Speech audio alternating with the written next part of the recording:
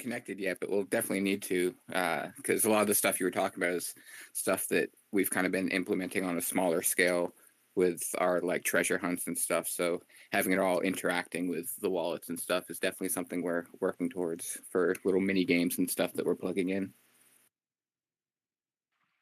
Nice. Yeah.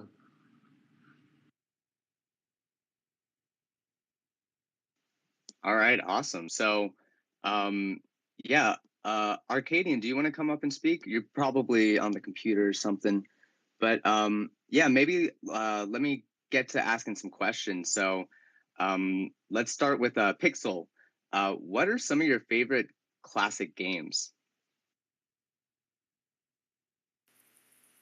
Classic wise, I was always into RPG type styles with Final Fantasy and stuff like that. And then of course like Ocarina of Time, everyone is into those types of classics, but it's something that's kind of not around as much anymore. Like you'll have the sequels and everything, but you don't really see too many like new characters being developed like that into stories. So I kind of wish we had more of that going on in the space, and especially getting that type of stuff tied into NFTs and Web3, where you're just collecting items rather than having to do the whole pay to play. But yeah, mostly it was those. A lot of I like anything with an open world, pretty much. Like even when it came down to just pixel games and everything, as long as there was an open world for me to be able to explore and find things on my own, that was what I was always into. Were you a Sims guy? I remember the Sims. Like I always kind of wanted it, but I never got into the Sims. I played Star Wars Galaxies when I was younger. I mean, I was more into Sim City than The Sims. I like played The Sims a little bit just for the like designing of the houses and stuff and being able to do that end of things. But at a certain point, it was just like I know how to like put together a video game, so I can just design a world and then add more to it rather than do The Sims. So I didn't really get too much into that end of it. But when I was younger, I was big into Sim City on like Super Nintendo. That was one of my favorites. Nice. I didn't even know there was a difference between Sims and SimCity. Like so yeah, shoot, I didn't even know that. Um, Jackie, what are some of your favorite classic games? Um, I was really into RPG as well, like Dragon Quest, Final Fantasy. I think I played Final Fantasy from 3 to 10. Yeah, every generation, and then I was a very I was really into World of Warcraft for a few years, and I played it with my wife, and we were join some raids and like and join those fights and have voice chat on. That was a really fun time. Like, but all of my wolf friends are they're all gone. But I like World of Warcraft, and lately I was playing Elden Ring. I like those fantasy, magic and sword. Awesome. Yeah, World of Warcraft was like the big like that was the big boy in the space when I was playing Star Wars Galaxies. Like they actually updated Star Wars Galaxies to be more like World of Warcraft, and then like it kind of changed the audience, I guess, like but yeah, no, it's World of Warcraft is also super cool, super fun. Like doing the multiplayer mission, or like yeah, just going like as a team to go and do stuff was super cool. Crypto Arcade, you kind of get a feel of that a little bit with the 2D guys, and you can roll around with your crew. Have you do you have more events coming up, Pixel?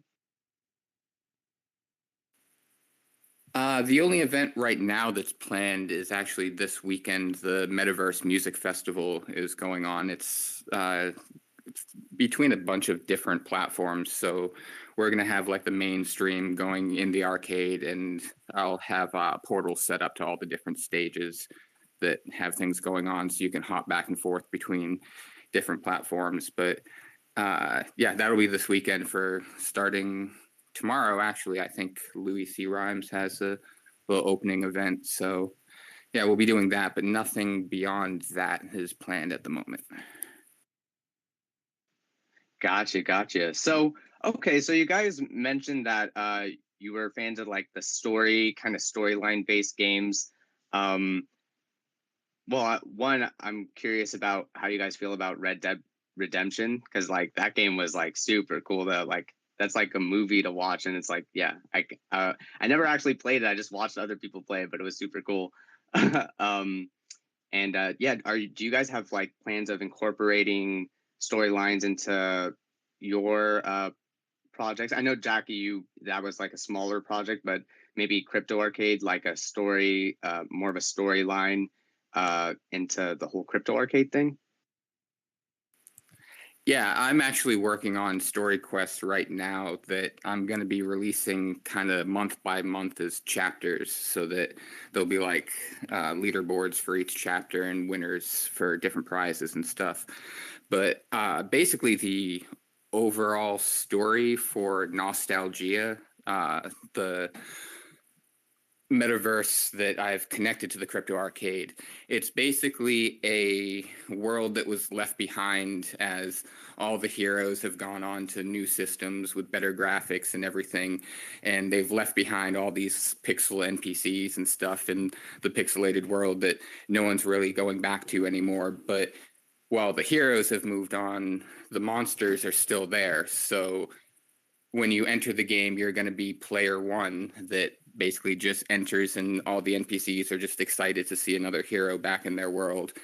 And you'll just go along, and we'll be able to add different things that are just from a bunch of classic games that will just make you remember different stories and stuff. And they'll have little connections that, of course, aren't like stealing copyright or stuff, but it'll be hinting towards other stories and everything from classic games. But yeah, it's just going to be a whole thing of going back through your childhood and remembering the way old games used to be, and just connecting it to the metaverse side of things now. That's awesome. Yeah. And yeah, I totally get that vibe already. Like, when you had the monsters out and around, it was kind of cool because it felt like I was playing the Game Boy on your platform, on a GatherTown/Crypto Arcade kind of platform. And then still, you still have the ability to do all these other things. Yeah, and we'll be making a lot of mini games as well through Unity that you can just plug in through the browsers and everything. That's what I love about Gather, is that you can just embed other websites and everything into it. So you can create little mini games or full games and plug them right in, as long as it's browser based. So we'll have little mini games set up where if you encounter a monster, it'll set up a whole battle sequence that you can play it like a Final Fantasy game, or we can switch it up so that there's another monster you encountered that you actually have to battle it like a beat 'em up style or something like that. So we can just put a bunch of different styles of games into a single story and not have to have a single type of gameplay mechanic. Nice. All right. Yeah, that's what's up. And it's actually cool too, because you take requests. I mean, I don't want to say that but you pretty much, yeah, you do, because Mike was asking about Battleship. What's up, Mike? I see you down there. And yeah, you totally put in Battleship for us to play. Mike, did you ever get a chance to play Battleship? And Priest, welcome to the space, man. Did you want to come up and talk a little bit about DeFi Towers? We were talking about storyline, and I know DeFi Towers is deep in the storyline. So yeah, if you want to talk a bit about just maybe some of your favorite classic games, and then about storyline stuff too, if you're able, no pressure. And then just for if like another point that I thought would be a good thing to talk about is hey, Priest, let's save that for later. What's up, Priest? What's up, everybody? I don't have a ton of a window right now. I'm in the process of running errands for my wife, as she got a new job. So we're like condensing what would be like a month's worth of shit into like 2 weeks. So I apologize. I'm driving all over the state right now.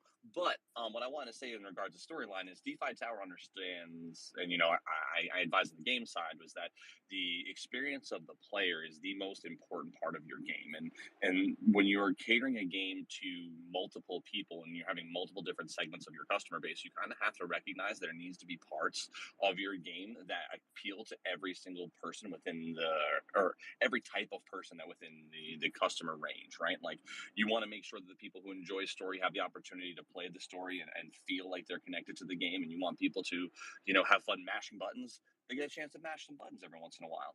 I'm very thankful that Mika and the entire development team listens to my opinion on that. Because like at the forefront of everything, in my opinion, is you have to put the gamer at the forefront. And on the story side, I am not actually on the day to day of writing the story. I know there are people on the team who are doing that, but that is not something I have to do, thankfully. But I think that is like the biggest challenge for games is to how to actually put a story to the idea of what they have, because generally the gameplay comes first, and people who are building, please let me know. Yeah, no, that's a good point. Yeah, just writing the storyline is a creative endeavor, and you can't force a lot of these creative things sometimes, I don't know makes me wonder if people. Oh no, for sure. That's a good example. last episode. The last season, right? Like even if you have bullet points, it's not the same as if it's an adaptation. If that's what you started at, it's a different game. You have to have the things that make it uniquely your own, and I think that is where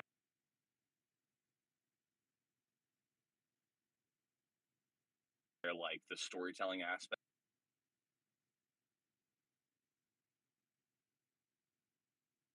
is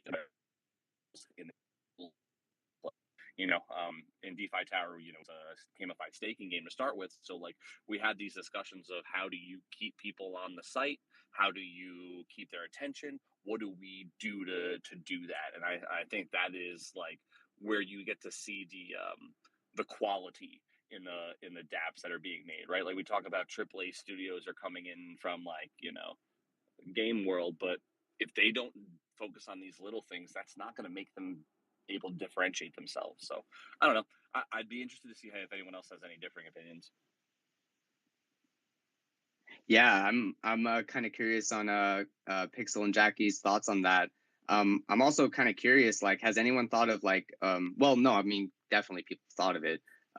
Is there a lot of people like basing games off of books? Like you just turn a book into a game or something?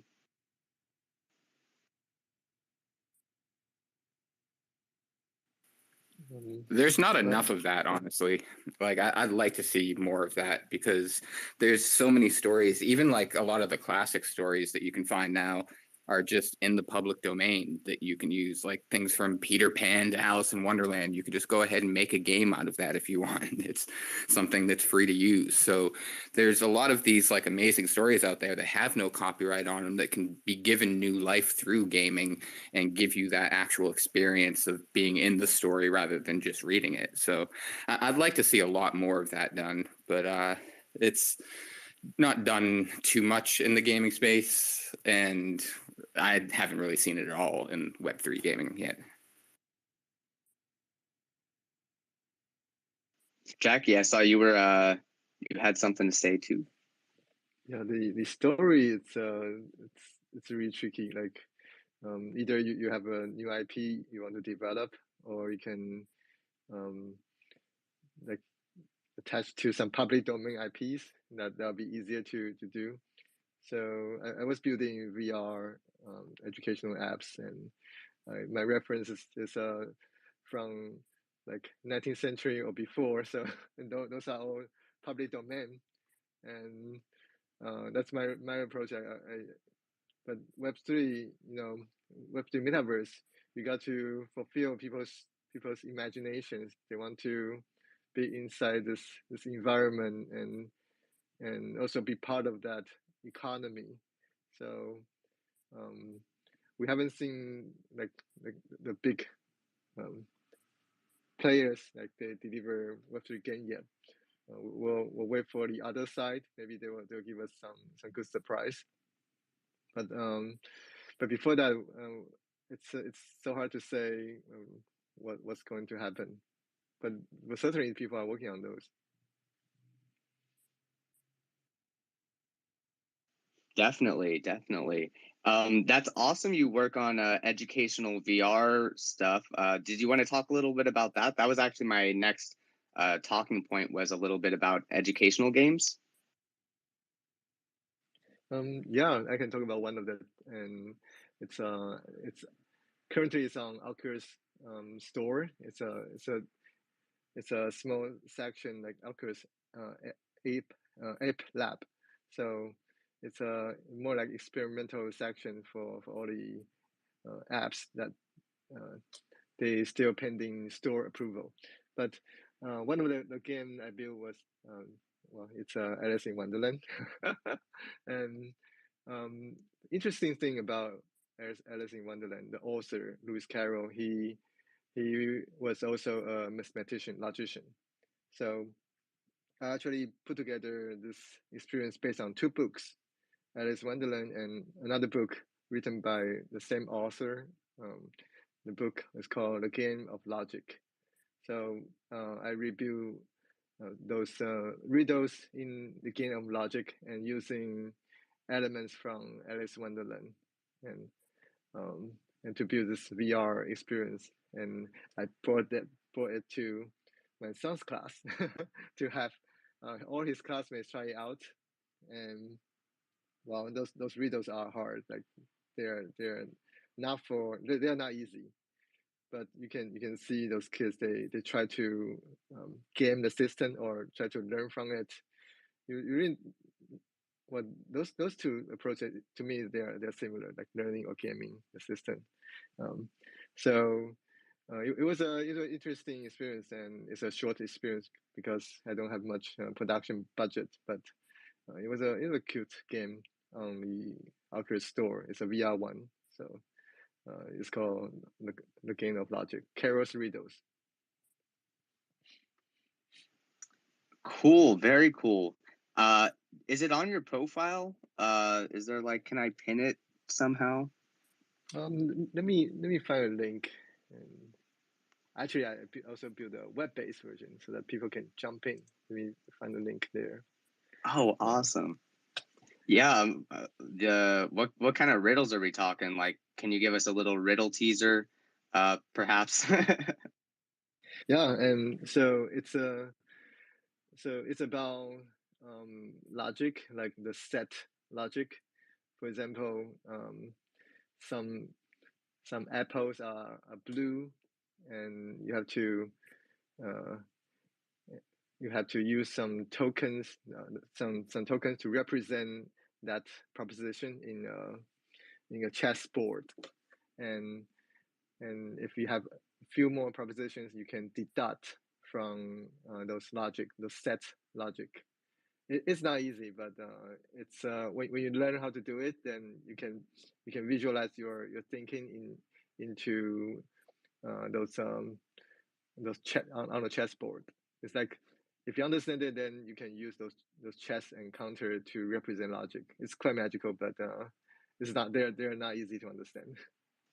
So wait, are you like solving puzzles while playing a game of chess? Is the chessboard like, are you playing chess or?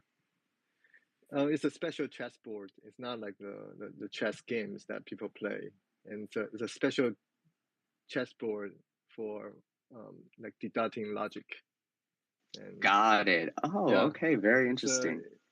I can paste some links to our channel. That would be awesome. That would be awesome. Yeah, Pixel, did you have any thoughts on educational games? Did you have any projects you were working on in that regard?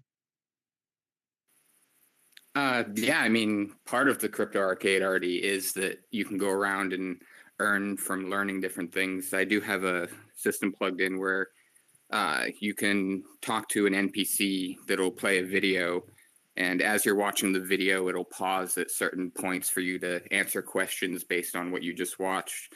And so long as you get all the questions correct when you're done going through the video, it'll pay you out a gem, which is what we use to pay out arcade tokens at the end of each month. So it's something I'm definitely wanting to have a lot of in the arcade. It's just whether it's projects or just overall learning different topics. It's just a great way to get people to interact, because if you really think about it, every time you play a new game, you have to learn that game. You don't just hop in and start playing knowing how all the mechanics work. You don't know how the banking system in the game works. You have to go through a whole tutorial level first to figure out how to play those things. And it's a really easy way to learn. So I think a lot more people should look into that, as even if they're not a gaming project in the space, just a way to teach people about their projects so that they can get a better understanding and know that people aren't just clicking the link, browsing through their article real quick and then moving on. They know that they actually understand how it works and like can hop in and start using it if they want. But I think that gaming should be used a lot more for that. And even in like my kids' school, they have a whole like RPG gaming thing that they use for math now. Like that's what they learned for the longest time, was just going around and battling monsters based on answering equations, and the kids love it. So I think a lot more of that will be coming in the space, especially since with the blockchain you can plug in to be able to have like a learn to earn system.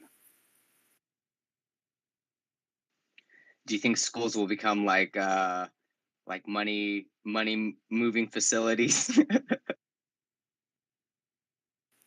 I mean, I wouldn't doubt it. There's going to be like ways that people get their fingers in there somehow to get a piece of the pie. But I mean, honestly, like if you look at the way education's set up now and just student loan crisis and everything, like trying to go to school, it's just a money pit. Like you try and get an education and you're just in debt for the rest of your life. So I think if we actually start setting up new systems like this where you actually get rewarded for finishing your classes, you're not just taking out loans, and then like a lot of students don't end up finishing and getting their degree. If you have that incentive to earn it back after you've paid your tuition by finishing the courses, then I think there will be a lot more people actually getting the education out of the classes rather than just getting some debt. That just made me think, like at the hackathon, people had to stake ETH, and if they submitted a project, then they would get the ETH back. But if they didn't submit a project, the ETH ETH Global would keep it, I guess. And so that could be an interesting model for a school. Like you stake to enter in the course or something. And then when you pass the course, you get that stake back. And if you don't, then you lose it. And yeah, that could be an interesting model. Yeah, that's actually how I've been presenting doing classes within the Crypto Arcade for anyone who wants to actually like teach things in the space. That would just be people can buy NFTs or tokens or whatever, or they can just pay up front to have it staked. So then those that finish the course can get the money back, and those that don't, it ends up staying in there and goes towards the person that was putting on the classes or tutorials or whatever. And then even if everybody finishes the course, they at least make a little bit off of that staking that was put in during that time, as long as they just spread the classes out for a bit. But I mean, I think that would just be a really good way to make sure that people are finishing their classes, have incentive to like go through everything, and then make sure that the teachers are actually being rewarded for putting their time in and not just hopping into spaces like these and giving free education all the time. So wait, does that exist? Like, because I feel like that needs to exist on a contract level, right? There needs to be some sort of smart contract where you can stake it and then you finish a class and you get it back. But then how do you prove that you finished the class? Maybe the professor has the authority to pass or fail the students or something like that. How does that work exactly? Yeah, you could just set it up. I don't think there's anything fully written out contract wise yet, but you could set it up so that like a portion comes back for every time uh, project is submitted. So if you have like a bunch of different assignments that you have to complete, every assignment that gets completed, you get a portion of it back from the staking. And it would just be the teacher would have to make sure to put in that it was uh, actually completed and not just someone submitting a document that like fits with the contract's uh, requirements and everything just to get paid out. So there would be a little bit of human element, but I mean, as much as we're trying to make as much as we can not have to have the human element, we still want to have a little bit of it, especially when it comes to education and stuff like that. Definitely. No, yeah, and that's super like yeah. Actually, I was where can you find those learning tools in the Crypto Arcade? Is that like one in the Harmony office where you go in and you watch the video? Is that where? Yeah. Yeah, that was an example of one that I had set up with Sam that was teaching you about DAOs back in the day. But yeah, any different project that wants to set something up, I put them in periodically for like new projects. They'll go into the arcade. I'll just set an NPC up for them, and people can interact with them. And any other projects that want to plug in their stuff, that's basically the main concept of the arcade. It's not supposed to be a game in and of itself. It's supposed to be a world that can be gamified for other people's projects as well. So if anybody has like a collection of NFTs or something and they want to add a little mini game for their collectors, but have no idea how to put a game together, that's pretty much what we're set up for, so that we can have just a whole world of different collections with little mini games. And like an example right now that we have set up is we have the Weed Commerce shop set up for the employees of the Metaverse collection. And anybody who has an employee can pick up an employee badge within the arcade, and they'll go to the Weed Commerce shop. Once they have the badge, it unlocks a cabinet that they can pick up little jars of weed, and they can come deliver it to my NPC within the Crypto Arcade and get a signed receipt from me, and then they'll earn Weed Commerce tokens from the collection. So I keep all of my token system for the arcade off chain so that we can plug in projects from multiple different chains and still have it work with their tokens. Yes, and that's a really cool and fun thing you can do. Actually, I wanted to give some pushback to that that one a little bit actually, because a big thing with the GameFi Web3 games is that they're not super like they're not actually fun. they're the incentive is more for financial gain rather than for playing for the fun of it. So I'm curious, like it's cool. It's really I like that you guys have the collaborative setup where you go to one building and you get an item and you move it to another building. And I was just wondering, like, is there a way to make that more fun? And I'm sorry if that question comes across the wrong way. I apologize. I mean, it's not part of the main story. It's a little side quest. And if you really think about the side quests in games, it's pretty much like GTA, go pick up a hooker, deliver it to the like cops party. It's pretty much that type of setup of a side quest mini game. It's not supposed to be the main story or part of the main game of the world. It's just a little extra side quest, and a lot of it is just up to the collections themselves, if whatever they want to set up for their collectors, because some of them aren't going to have tokens like Weed Commerce. It's not going to be something that's set up for them to be paid. But with that collection being something that's there to be paid out with, it was a setup where it was, okay, it's a Weed Commerce, we'll go ahead and set it up with a weed jar to be the little mini game to deliver. But if there's any like further things that people want to set up, it's all able to be done. It's just whatever is being set up and is web-based. That's the only thing that needs to be a requirement, is that it can be set up on the web so that it can be embedded into it. But yeah, I mean, it's all just up to collections what they want to set up for stories and everything, little mini quests. And right now it's of course in the testing phases of seeing what will work with the token system and what will work with Gather. And of course, with it being something that's constantly being updated itself, there's things that you get set up and then you have to rebuild because something's not working anymore. So that's the downside of having to plug in so many different sites and not just building something on your own. But it's right now, it's basically just the testing phases of little mini quests. Great. And yeah, no, that's a really good point. And the missions, a lot of the times you're just going somewhere, doing something and coming back. It's not like necessarily fun per se. So yeah, that's an excellent point. And and it was fun. Like the first time I did it, I was like, this is awesome. And then, but then I kind of just lost a little bit of interest, I guess. So yeah, I don't know, like maybe a way to make it a little stickier. But yeah, no, that's awesome. Jackie, did you have any thoughts on like incentivizing education or like play to earn or learn to earn models? This is hard, and I mean I see that from my son. I've been observed him.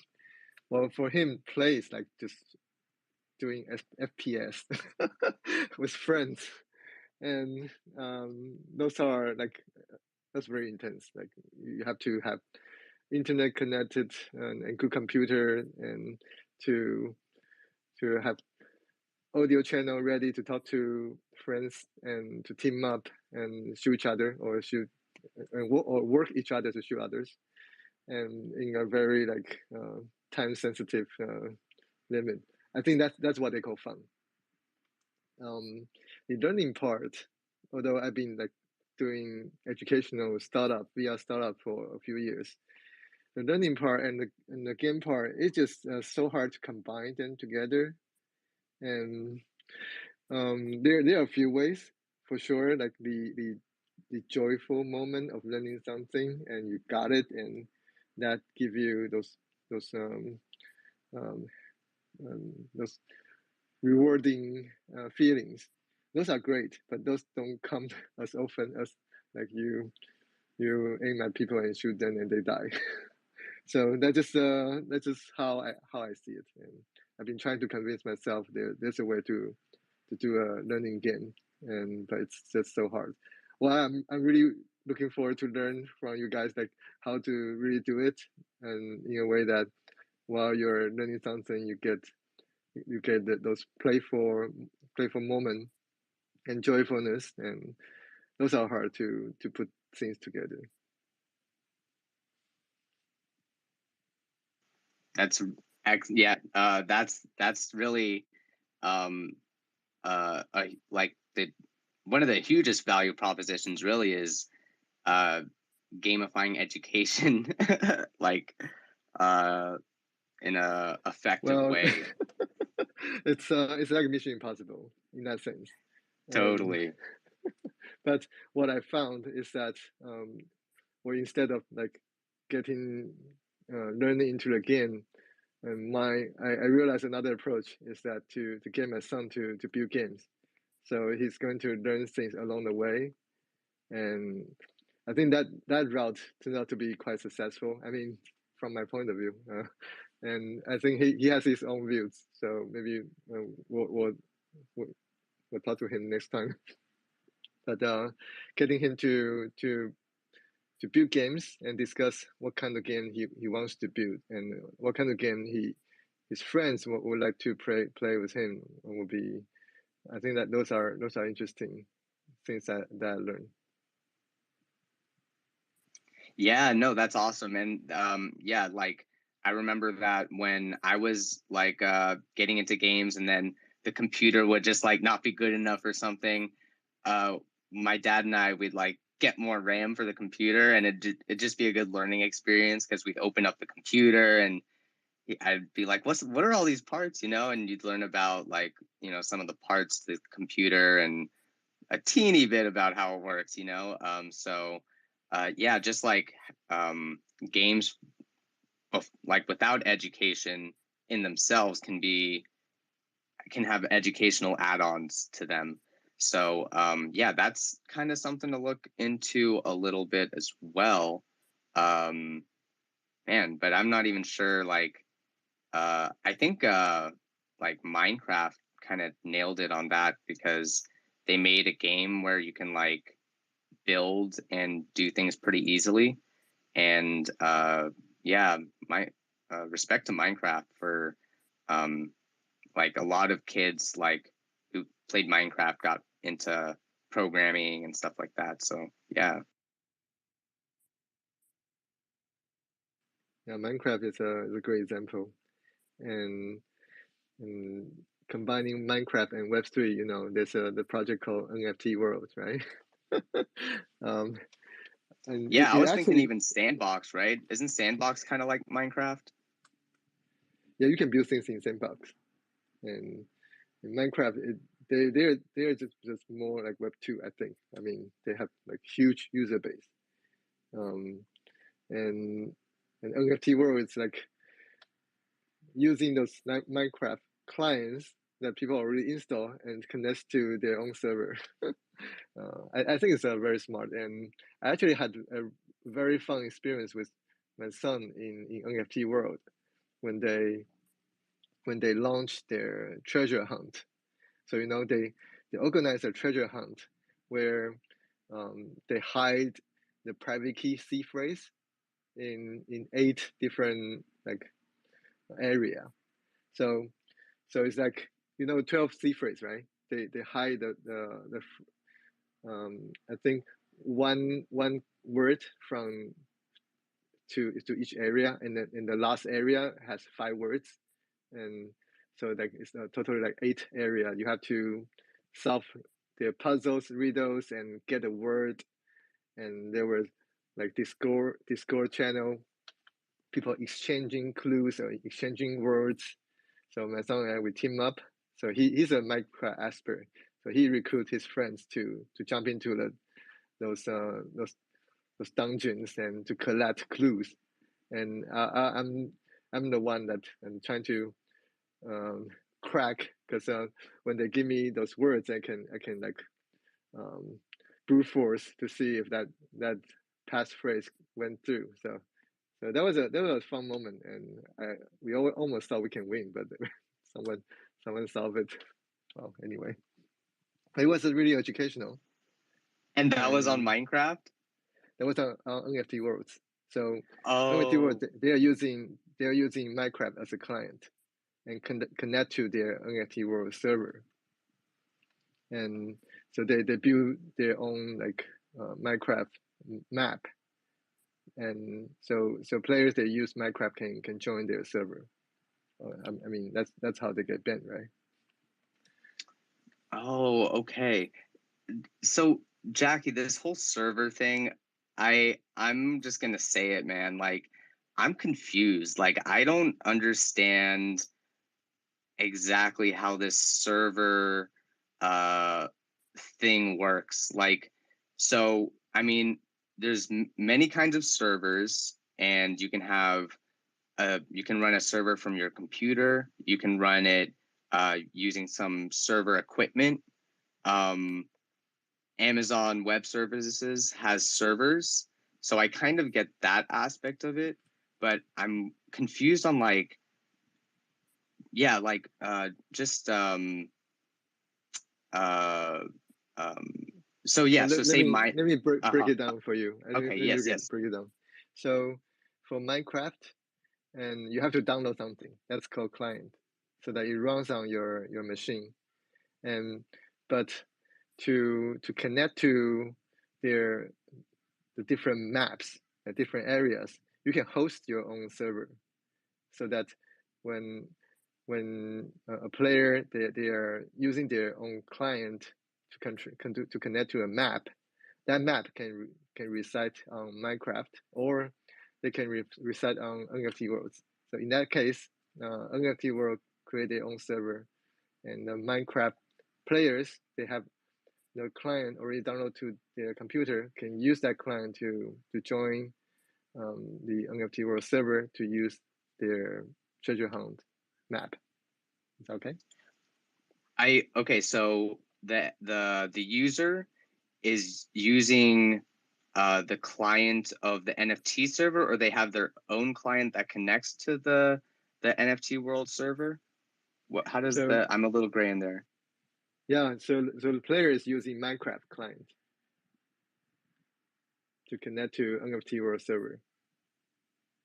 Got it. Yeah, so they have their Minecraft client, which is that's the software they installed from Minecraft, right? Yes.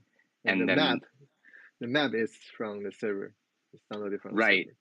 So in like games I played, like Counter-Strike or something like that, there's the menu where with all the servers, and you could join the different rooms, right? Is it kind of like that? Well, each game is a little bit different. So yeah, each game is different setups. But for Minecraft, you have this game client that allow you to connect to different servers, and in Minecraft they allow people to host their own servers. Got it. So okay, so how would that be different from Counter-Strike, let's say? Because in Counter-Strike you can also create your own server, and yeah, you can host a local area network server, or your own server that other people can connect to too. So is that the same thing, or how would that be different? I haven't played Counter-Strike, but I think in that sense it can be similar. Okay, got it. Yeah, no, okay. Just curious about that. But so that makes sense. So for a lot of these Web3 games, are the users don't have a client really, they just have a wallet typically. Is that accurate, or would you say maybe like Rocket Monsters, you actually install their software, and is that considered you having their client, or you having a client that is the Rocket Monsters client? Yeah, that's right. So client meaning software running on the player's computer.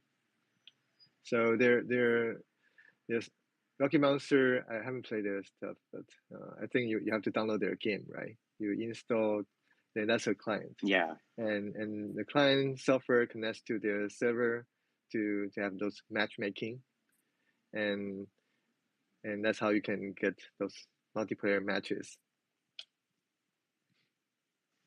Got it. Yes. The wallet is tricky because typically Web3,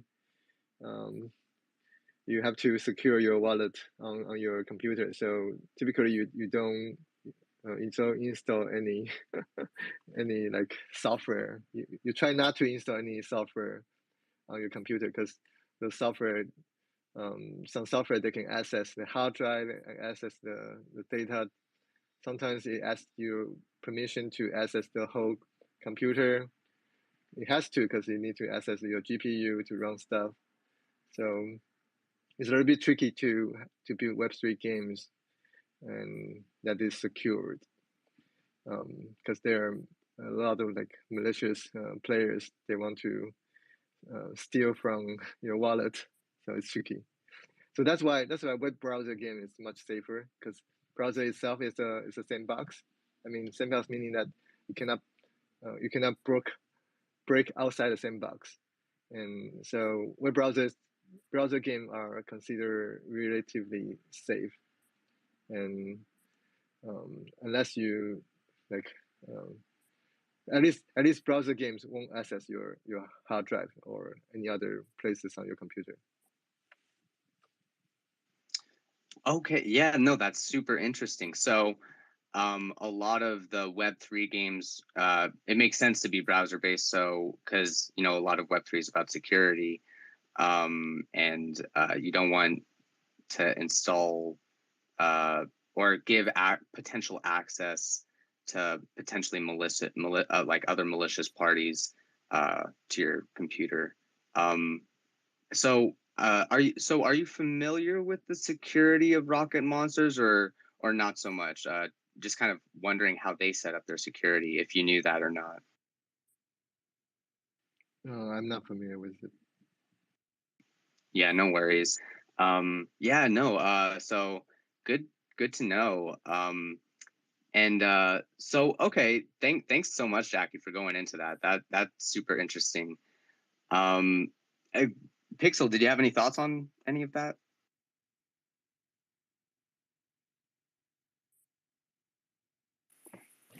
No, I was actually like he pretty much covered it all. There's really nothing more to add to it.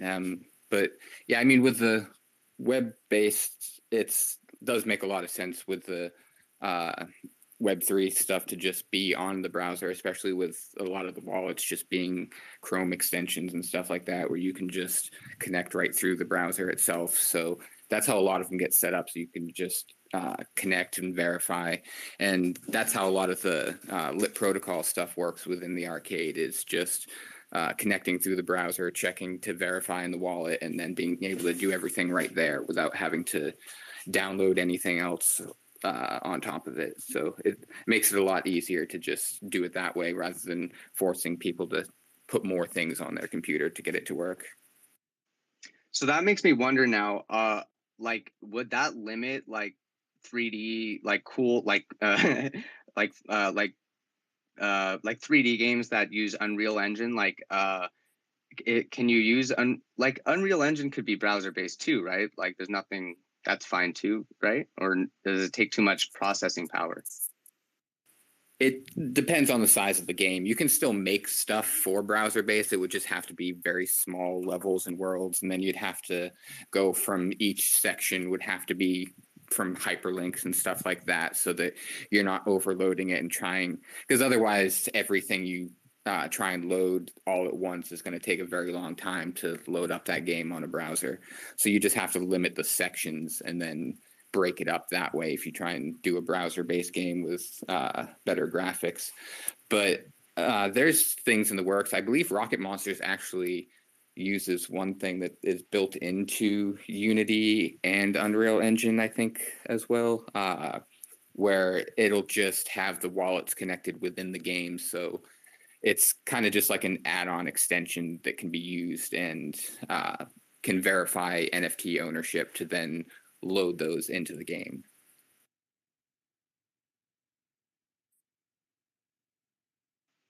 Got it. Yeah. Okay. That makes sense. Hey, Megalodon, welcome to the space, man. How you doing? Hey, Raj, thanks. Yeah, just saw you're on and dropped by. It's nice to catch the end of what Jackie.eth was saying there. Yeah, that's good. That's good. Yeah, Jackie.eth is dropping some awesome knowledge bombs. So yeah, did you have any questions for either of them? Any questions on, or any points you wanted to make on gaming in general or anything like that? No, you just invited me up, so I just thought I'd see the lay of the land and chill for a couple of minutes, see what you're talking about. I kind of came All in right. at the bit where you're basically saying browser-based games, you've got to be careful what you connect to on your MetaMask wallet, which, yeah, absolutely, 100%, isn't it? It's if you're unsure of it, I always use a burner myself, but Yeah, just always. you know. I got my DGen account, so yeah, definitely don't use your main account to connect to any old website. PSA. So Yeah, it's crazy though, isn't it? How many people actually? It's one of the blights of kind of crypto and NFT and gaming is, people send out links. You click on a dodgy link, and literally your wallet can be drained. Or, new people to the space. They go into Discord. They go into Telegram. They're having people messaging them, pretending to be other people, asking for seed phrases, and people fall for it. But not so much now because the new ones aren't so much around. But yeah, it's certainly a blight for anyone into crypto. But that's more of a crypto thing than crypto gaming, right? No, I mean that's a really good point. Actually, I was going to ask to Jackie or Pixel, whoever wanted to answer. Like, how if you make a game, do you think about like people impersonating it, especially for these Web3 games, right? How do you like?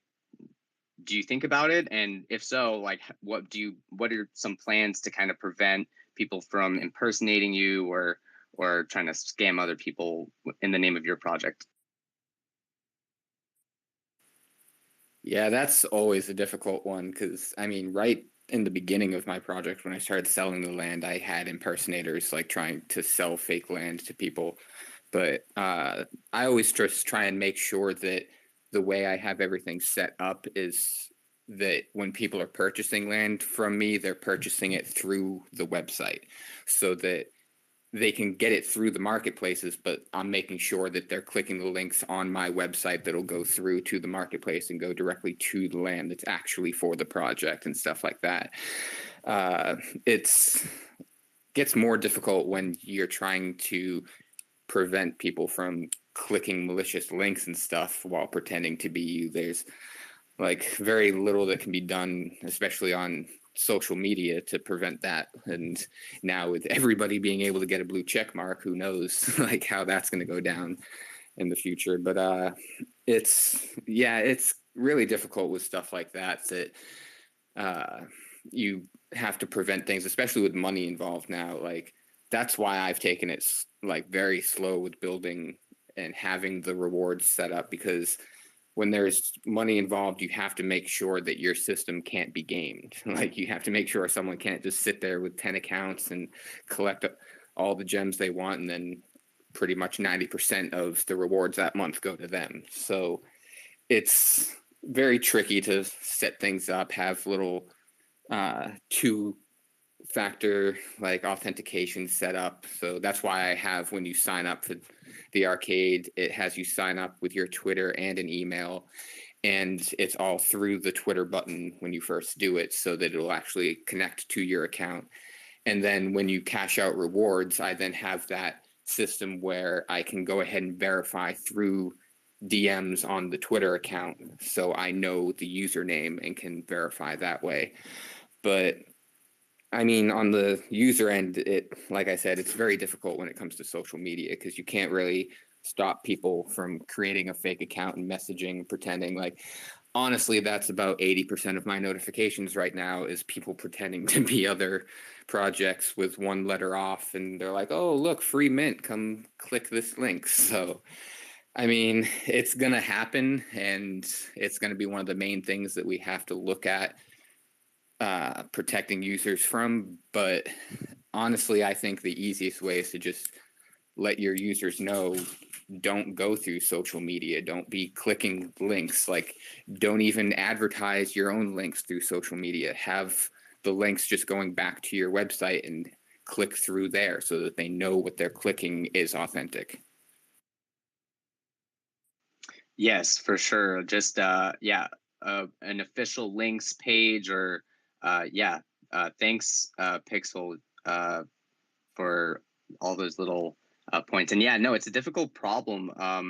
Jackie, did you have any thoughts about solutions, or yeah?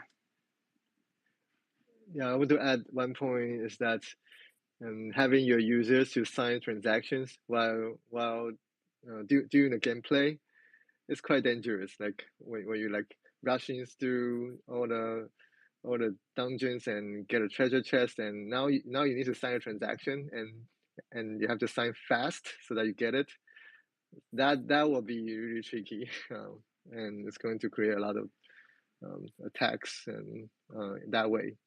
So I'm not sure what's a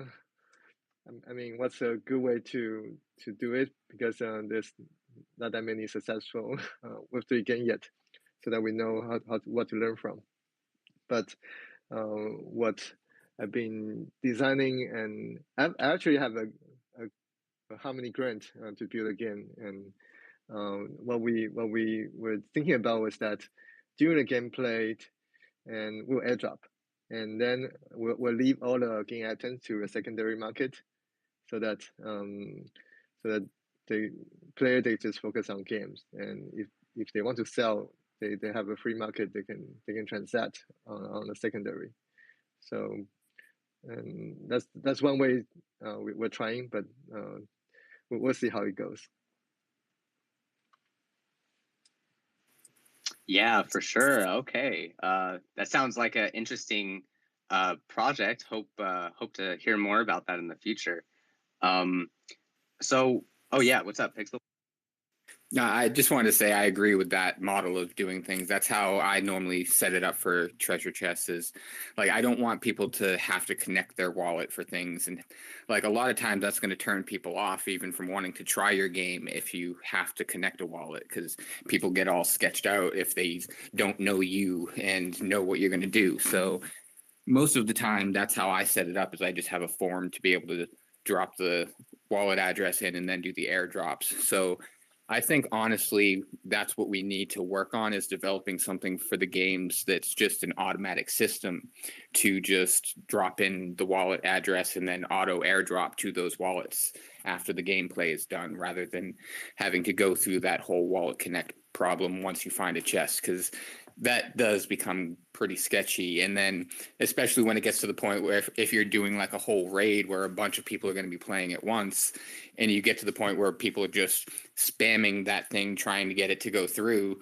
they're going to end up paying a bunch of gas fees to try and get it to go through, and then only the first 10 people get the reward. You're going to end up with a lot of angry people.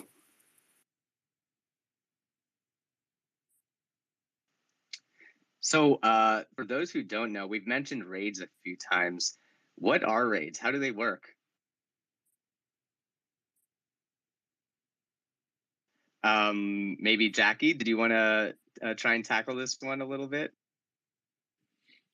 Sorry, I don't get a question. Oh, what are raids? I'm not familiar with it. Sorry. Oh, no worries. Like, I think it's like server raids, like a bunch of people will invade a server or something like that. Oh, raids. Okay. Raids. Well, you mean the attack? I think so. The thing is, I'm not 100%.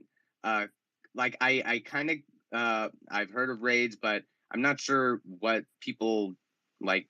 Is it for fun? People kind of just do it for fun, or there's also like there's different contexts of raids too.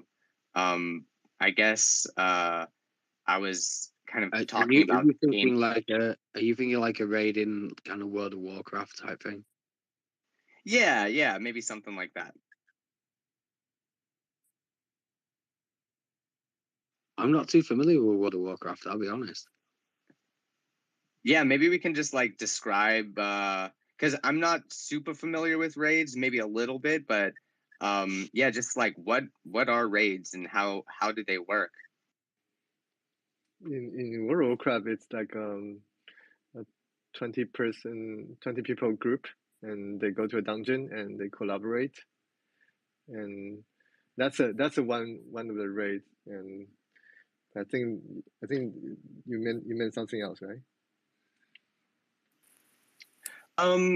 That's about what he's yeah, It's like a lot of times it's just a group attack. It's when guilds get together and go on a quest together because it requires more than just one player to complete.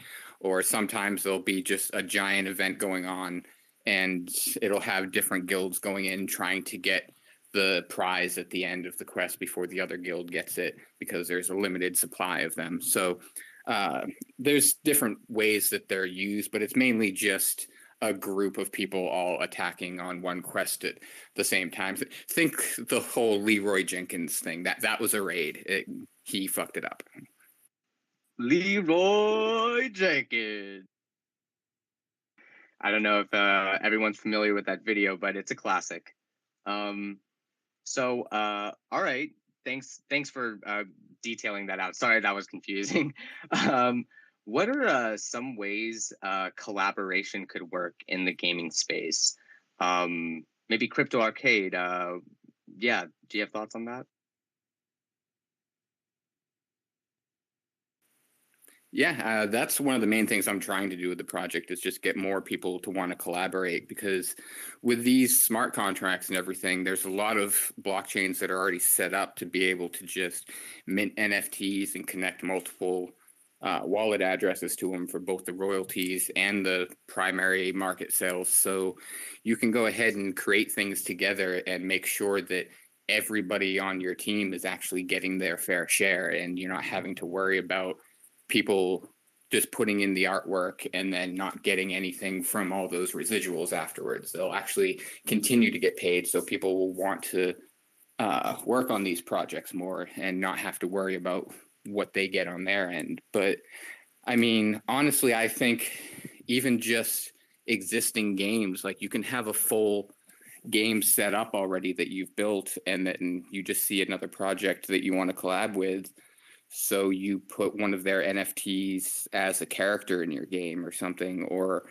you have an artist that just wants to make something for your game, so you put a special edition item in the game that does something, and you just announce that this artist is the one that's drawing it. So there's many different ways to collaborate, and the best part is that you can now just make sure that everyone gets paid for their collaboration. Everyone can go ahead and add themselves into the contract and not have to worry about it afterwards. But I'm surprised there's not as much collaboration in the space yet, because I've been trying for quite a while and I've seen other people trying, and most just end up going off with their own dev teams. They're trying to build their own thing, be the first to have it's we're far past most of the first in the space at this point. And I think we're going to get to that point where people realize that it's going to be a lot more beneficial if we start collaborating and not just sit back and wait for all the trip.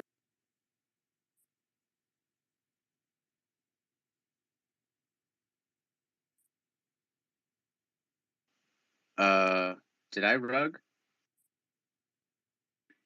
I think you're fine. No, I think Crypto Arcade did. Okay. Dang, he was on such a good roll. That was a lot of good points. Crypto Arcade, I think you rugged my friend. Okay, he's reconnecting. Megalodon, yeah, did you what's up? Yeah, for sure. What Crypto Arcade said about other projects, NFTs being used in like another project. Yeah, absolutely, it's happening. Hopefully soon. It's definitely a way forward. It's a way for two projects or more than a few projects can collaborate. That's definitely right. You got these metaverses as well, where you can have kind of portals to other projects. One of the big problems recently have been the number of projects that have gone under, just ran out of funding. Not necessarily a rogue, just weren't very successful. But then also, as well, from an investor point of view, is you see the type of projects that the project you're interested in is collaborating with, and you may have suspicions about those. So it can reflect very badly on the project if the collab is the wrong one. Yeah, that's a good point too. So yeah, like that sounds like a interesting friction point to be concerned about. Unfortunately, Crypto Arcade got rugged, but I didn't welcome Dazen to the space. Dazen, welcome, man. Thank you for coming through and co-hosting. Really appreciate you being here, man. How are you? I'm so sorry I'm late. Kind of No worries, no worries. Happy that I made it. I'm happy that everybody's there. I'm very interested in what you guys are talking about today, and I'm happy to be co-host. Crypto Arcade was pretty much having a great talk, a valid point on games coming together or projects coming together. I was kind of excited for a project that I heard about was gonna work with another project on Harmony, but they end up going under, like Megadon said. I still believe there's projects still working together, but it's just, the bear market and the ups and downs. But I'm excited. I don't know if anybody else wanna come up and speak. I see a few people. Hey, Dazen, thanks for co-hosting. It's really cool. Thanks, brother. Yeah, man. Seriously, and thank you for offering and appreciate it. Seriously. And you, Raj, as well. Appreciate that. Thank Of course. Yeah, of course. Roger the man, bro. So can I Hey, ask you a know, question? yeah, what's up? Kind of like, well, nothing's obvious. Kind of like a question for debate. I've noticed recently on Ethereum that they're doing a lot of kind of gated access games where you buy the NFT and the NFT gives you access to the game. This I'm not quite understanding because, in my view, that just limits the potential audience of that game. As opposed to, as we were talking about before, whereas you have to sign a lot of transactions within the game. Obviously, I think on ETH it's kind of it's easier on the other chains than it is on ETH due to gas fees. Does anyone have any thoughts on like what's their favorite game? Is it clicky type thing where you're doing loads of quests and missions and things, or is it literally where you get gated access and privileged access to a game? And where do you know, what's the future?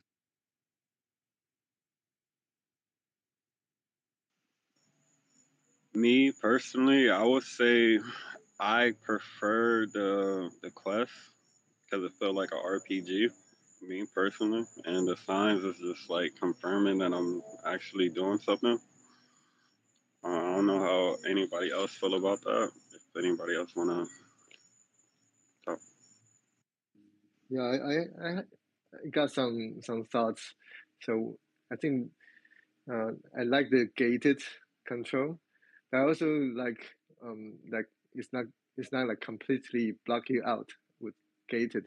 So I like something where you're gated, but you can still see what's going on. I mean, if you're in a restaurant, something like that, and there are people lining up outside, right? And but they can still see you eating inside as a VIP. Well, I was thinking something like that might happen uh, in terms of another gated experience, but I don't think anyone has done that yet. I personally like the idea of the rather than gating the whole game, the just like have it. You can have the NFT be characters like yeah, like what Rocket Monsters is doing.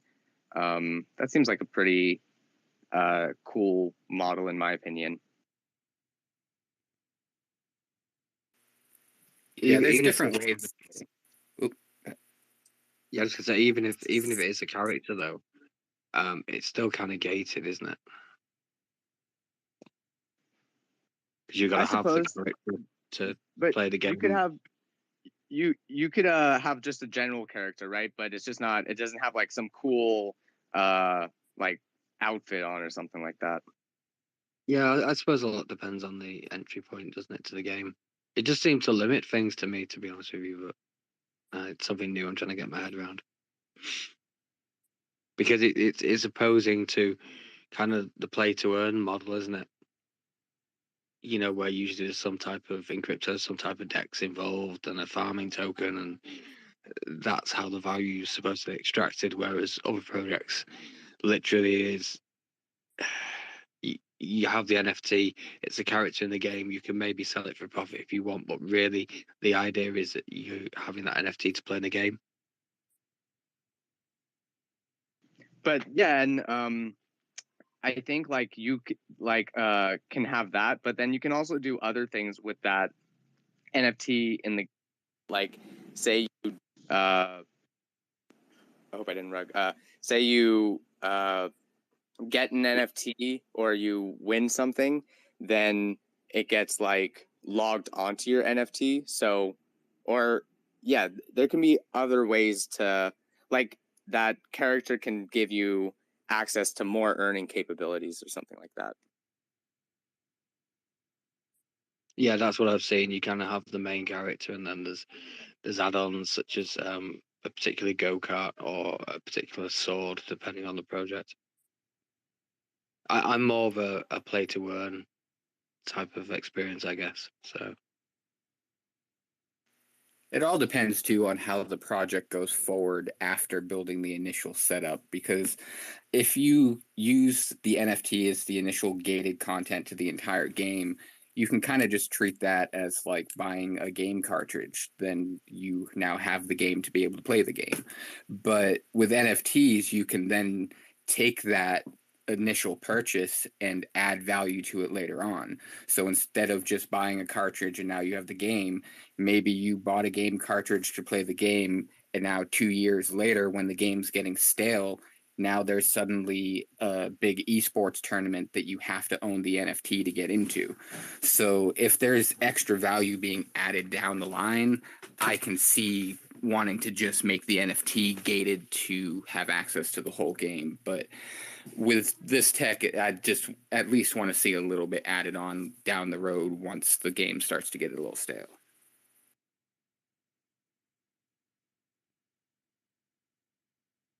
Really good points. Jackie, did you did you have anything to add on? I'm sorry, I need to run, and thanks for having me. And well, maybe we can find another time to chat more. Sorry, I got to go. Definitely, no worries, man. Thank you so much for coming in, and really appreciate your time. Have an awesome day. Thank you, Jackie. But yeah, so collaborating and NFT gating. Kind of interested in how can the Harmony Community DAO help with collaboration and just like yeah, just help with that.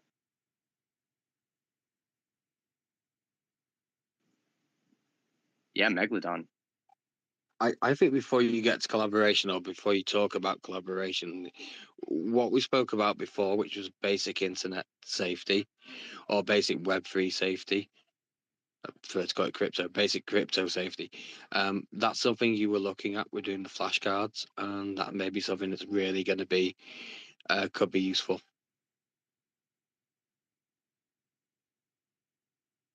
And just having the resources you have, the Discord, where if anyone's unsure of anything, they can ask openly. You know, it's amazing how many people don't know that when you go into a space, an admin moderator or game owner will never DM you first. You know, simple stuff, but I think that's a good starting point, and that's a good role that the Harmony Community DAO could play. Gotcha. Yeah, no, for sure. So, doing more of a security, like we can help people, like, so it in a way, making people more secure could help with collaboration, so people can feel more secure about collaborating. That's a really good point. Yeah, it was less about the collaboration. Just like before you got onto that, it's definitely a role that the community DAO can play in the whole crypto gaming scene on Harmony, is to avoid, try and help people prevent being robbed if the bull market ever comes back. Cool. Yeah. Oh, that my kind of question reminds is, me of the infographic idea we had to do, like, 10 red flags to look out for, or something like that. yeah, for sure, and even just doing the basic securities like we discussed tonight. To where do you see collaborations with the DAO? Well, that's what I'm kind of wondering. Like for instance, Arcadians here, Crypto Arcades here, I would really love them to collaborate, but I'm not sure how to get them to engage. What would be your proposal? Because that's Well, the thing. You've got a DAO and a game, or a metaverse and a game. So you've got to kind of work out how those two collab, isn't it? I mean, we're both pretty much doing the same thing. Arcadian has it set up in a 3D environment to be able to plug in other people's projects and games into their arcade. So it's pretty much the same concept. It's just if like the main way we could collab is if we come across projects that are trying to get plugged in, that we can just toss them each other's way.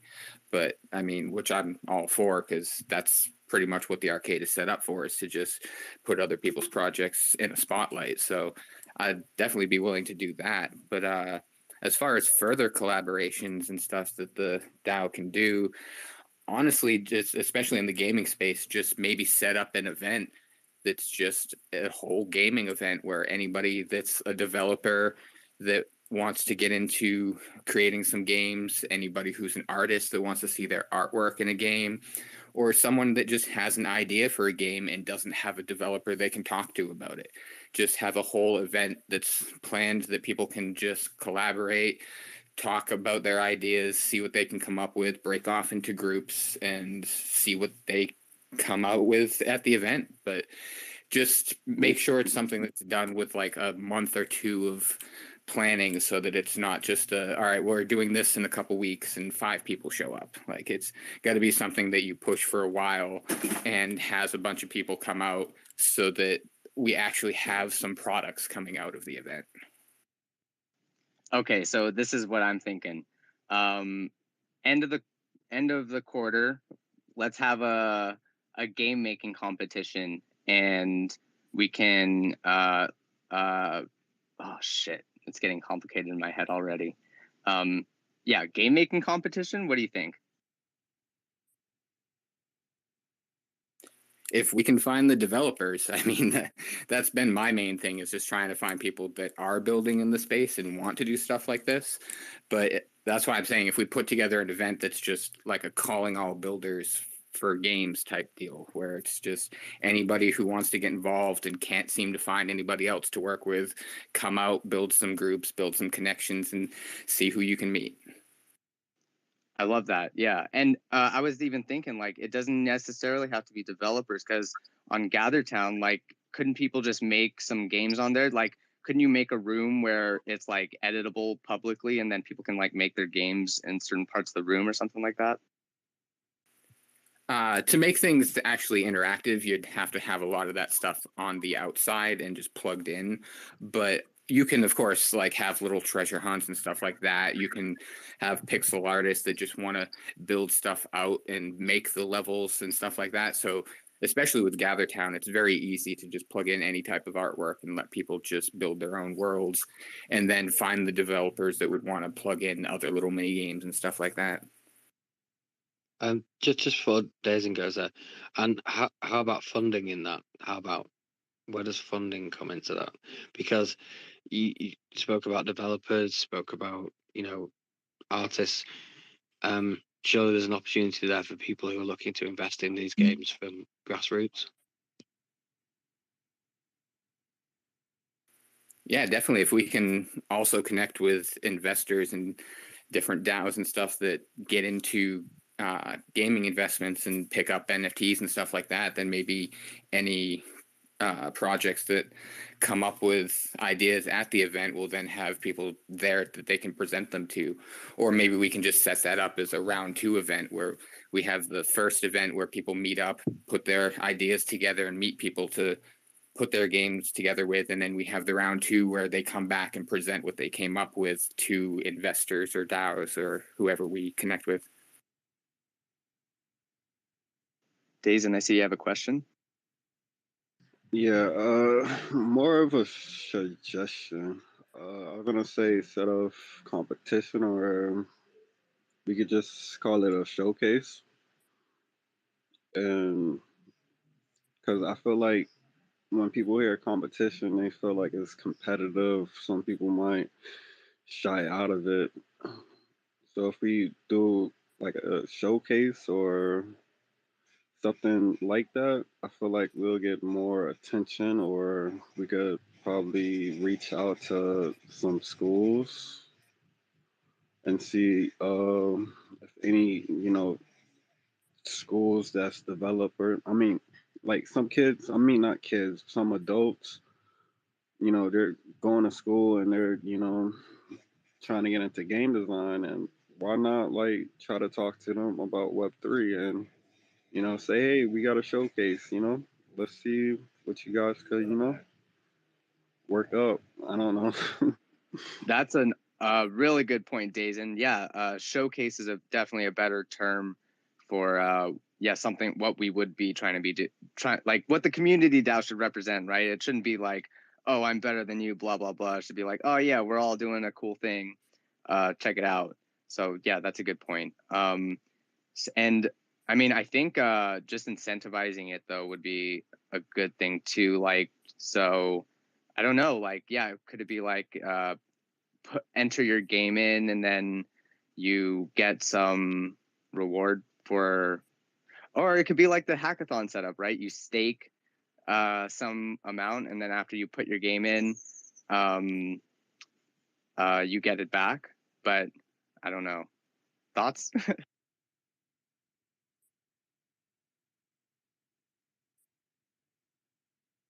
Definitely one for you guys to have a put your heads together and work on for the future. Definitely. Hey, I see Ender's Gate in the building. Ender's Gate, did you want to come on up and talk a little bit about your project? And just we were just talking about collaboration. So I don't know if you have any collabs going, but or if you had any opinions on collaboration. Also security and collaboration. We were talking about that. I say African Beard as well as also from Ender's Gate. So, I mean, I'm just a speaker here, but I personally would love to hear someone from Ender's Gate let us know what it's been like building a game on Harmony, and maybe tell us about Ender's Gate. It's on Harmony. Can we play it? What do we need to play it? I'd love to get that out there.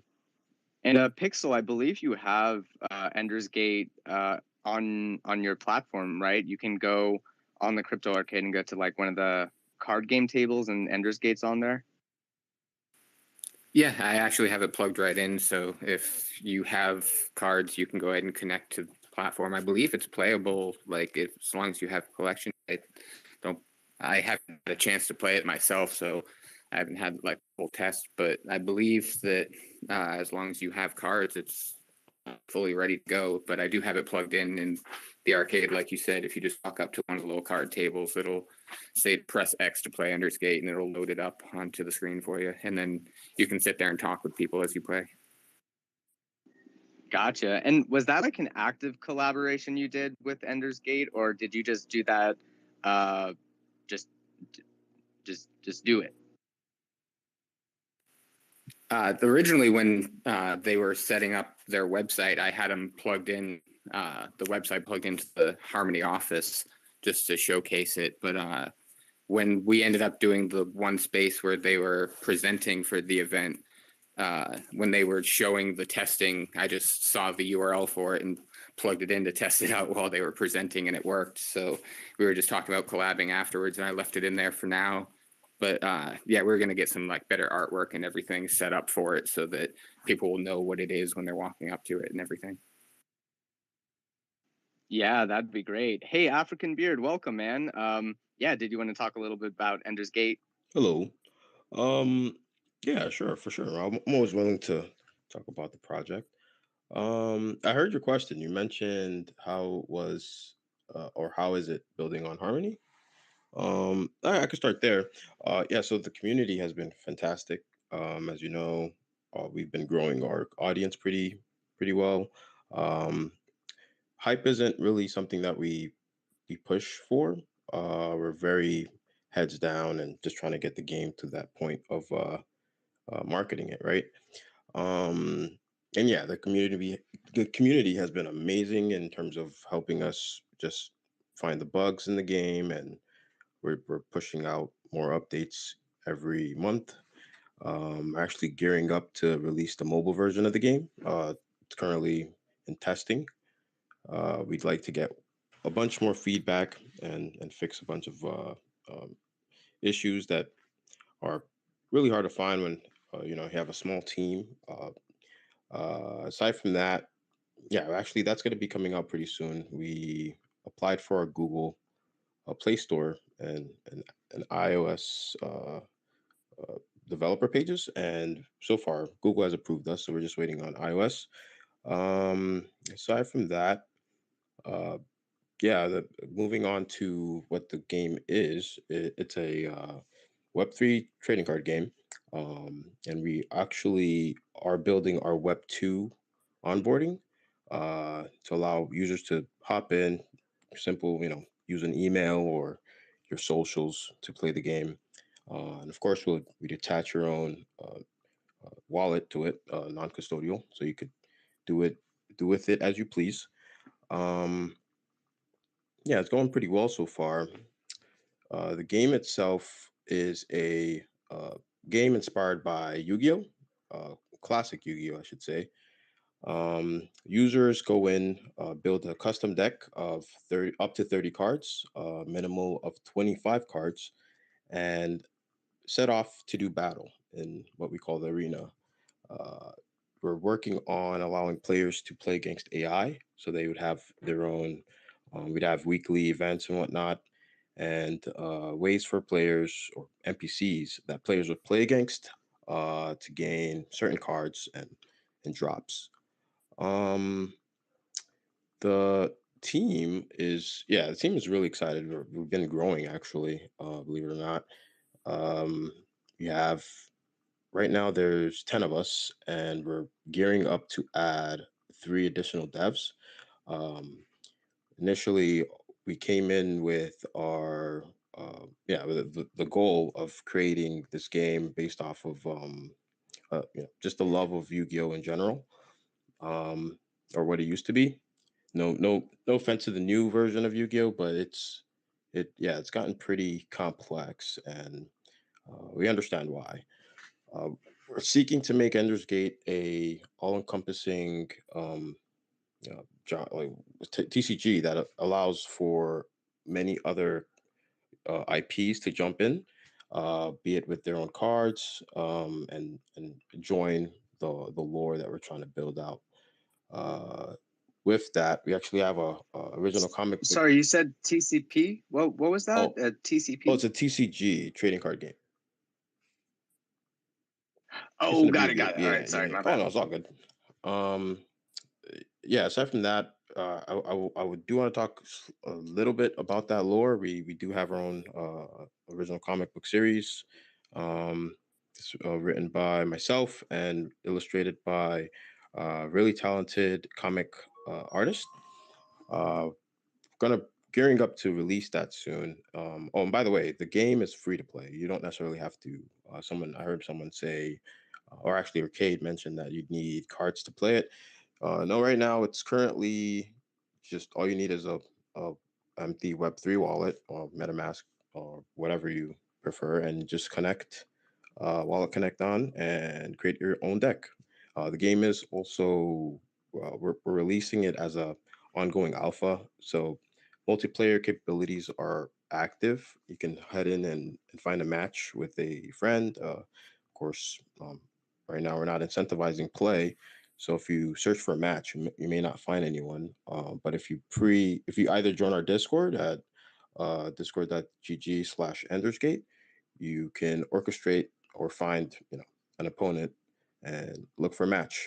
Our latest update, which we are gearing up to release soon, will include the mobile a download for the mobile APK, as well as the leveling system, allowing players to start gaining levels as they play the game.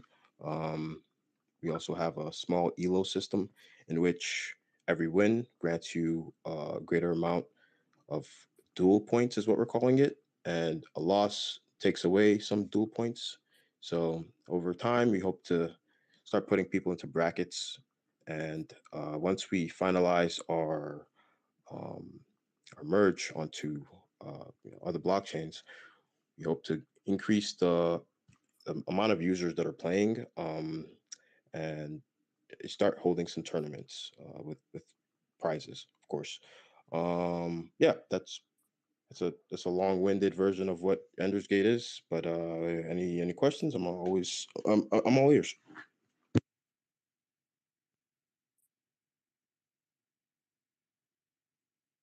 Go for it, Megalodon. Thank you. Hey, African. Hey, man. Yeah, a couple of questions. Mhm. Hey, man. Yeah, the first thing is obviously I like the idea, I like the concept. It seems like you're going to really grab some people to actually play the game, which I think is kind of what you want to do, which is great. Um, but people are still going to want to get the rare cards, right? The Dracos, the Irises. Is that still going to be um, part of the game where there'll be the marketplace and they can buy those cards to get maybe a better deck?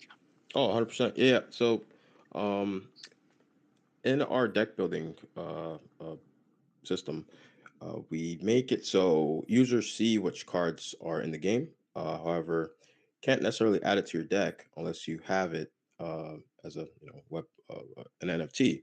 So Dracul, Eros being the two first NFTs we released, as well as all the other cards in the collection. Currently, it's hovering around 250, with 233 actually in circulation for collection purposes. Um, you'll basically need a one of those cards to basically add to your deck, and if you want to have multiple of them in your deck, you have up to 3 copies per card that you can add to your deck. That's still a huge part of our infrastructure. We will allow players to gain um, free cards as they play, but these cards won't be the same ones that you gain from actually opening packs or finding on or see listed on the marketplace by other users. These cards that you'd gain playing for free would essentially be um, it'd have similar effects, if not a bit weaker than say the lowest tier of cards you can gain from, of course, uh, buying them from other players or obtaining them through actual play time.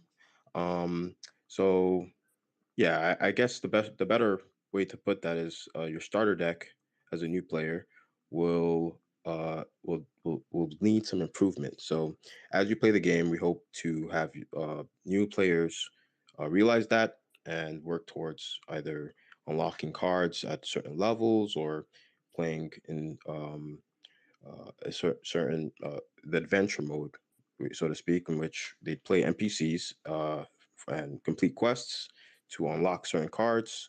Um, and of course, with all that said, we'd hope they'd be motivated to get their deck to a certain point or strategy in which they feel they could compete in tournaments and events that we plan to hold. Um, but yeah, to go back on what I was saying, the collection is still very much NFTs, and yeah, it's essentially tied to that. I love that because it took me a while coming from a crypto perspective to get my head around it. But with some help, I did. And now, the way you've explained it, I certainly see there's other similar models in Web 2 where you can basically grind away at the game for free. But if you want to kind of get to where you want to go quicker or you want to get certain advantages or what have you, then you can pay for it. But obviously Web3 offers the means to pay for it using crypto rather than the traditional Visa debit card, etc. But the one big question I have is, as you go multi-chain, I totally get why you are, because you want to reach a bigger audience as possible. How do the NFTs on Harmony, how would they be used, say, if you went to another blockchain? How's that going to work? Just curious. So if you choose, well, that's the thing. We're currently building out a bridge to allow any user wanting to go towards the other chains that we're going to do so freely. But if you choose to stay on Harmony, we are planning to support the chain by having essentially continuing our Web3 um, support for it. We'd allow users that currently have NFTs on Harmony to verify those assets in their wallet and thus create their decks accordingly. Um, yeah, that's basically what we're doing in that department. Uh, a bit more on our expansion. We're heading to our first blockchain we're heading to is or second blockchain would be Matic. Yeah, really excited for that, and yeah, we hope to continue providing support to Harmony, provided it's in the best interest for our users.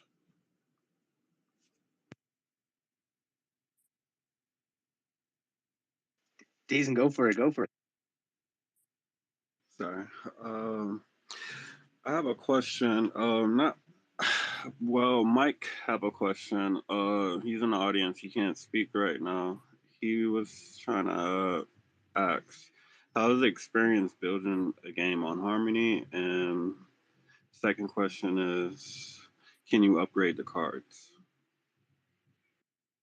Great question. So, experience building on Harmony. I'll say I'll answer that second.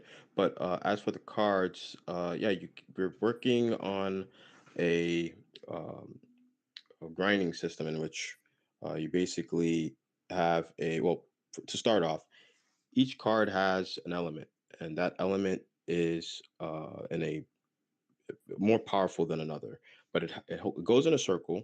To make it clear, fire is stronger against earth, water beats fire, and venom beats water. And then it heads in that circle, and the other counterpart is void beats mystic, and mystic beats void. They go hand in hand. So with that said, each if you have a card or a certain specific deck that is, let's say, completely water, and you know your opponent is going to be using a fire deck, that predominantly fire deck, you'd have the advantage there.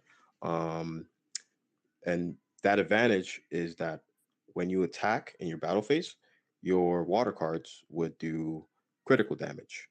And it's not necessarily going to happen every time. It has a percent chance to occur. And if you don't have that, you don't necessarily have to play with that strategy. It's just a bonus damage dealer.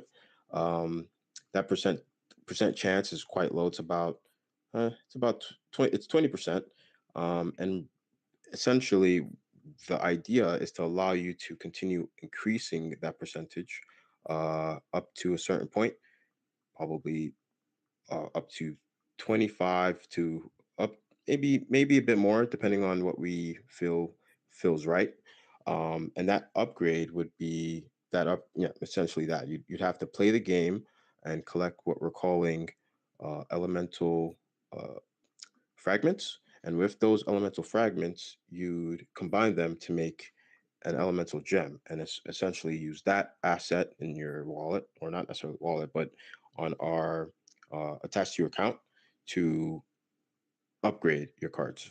And with that, we translate it to on chain, making that card that you upgraded go from the base level to what right now what we're planning is to have it go up to level 5, which would then be at the max rating for critical chance and damage.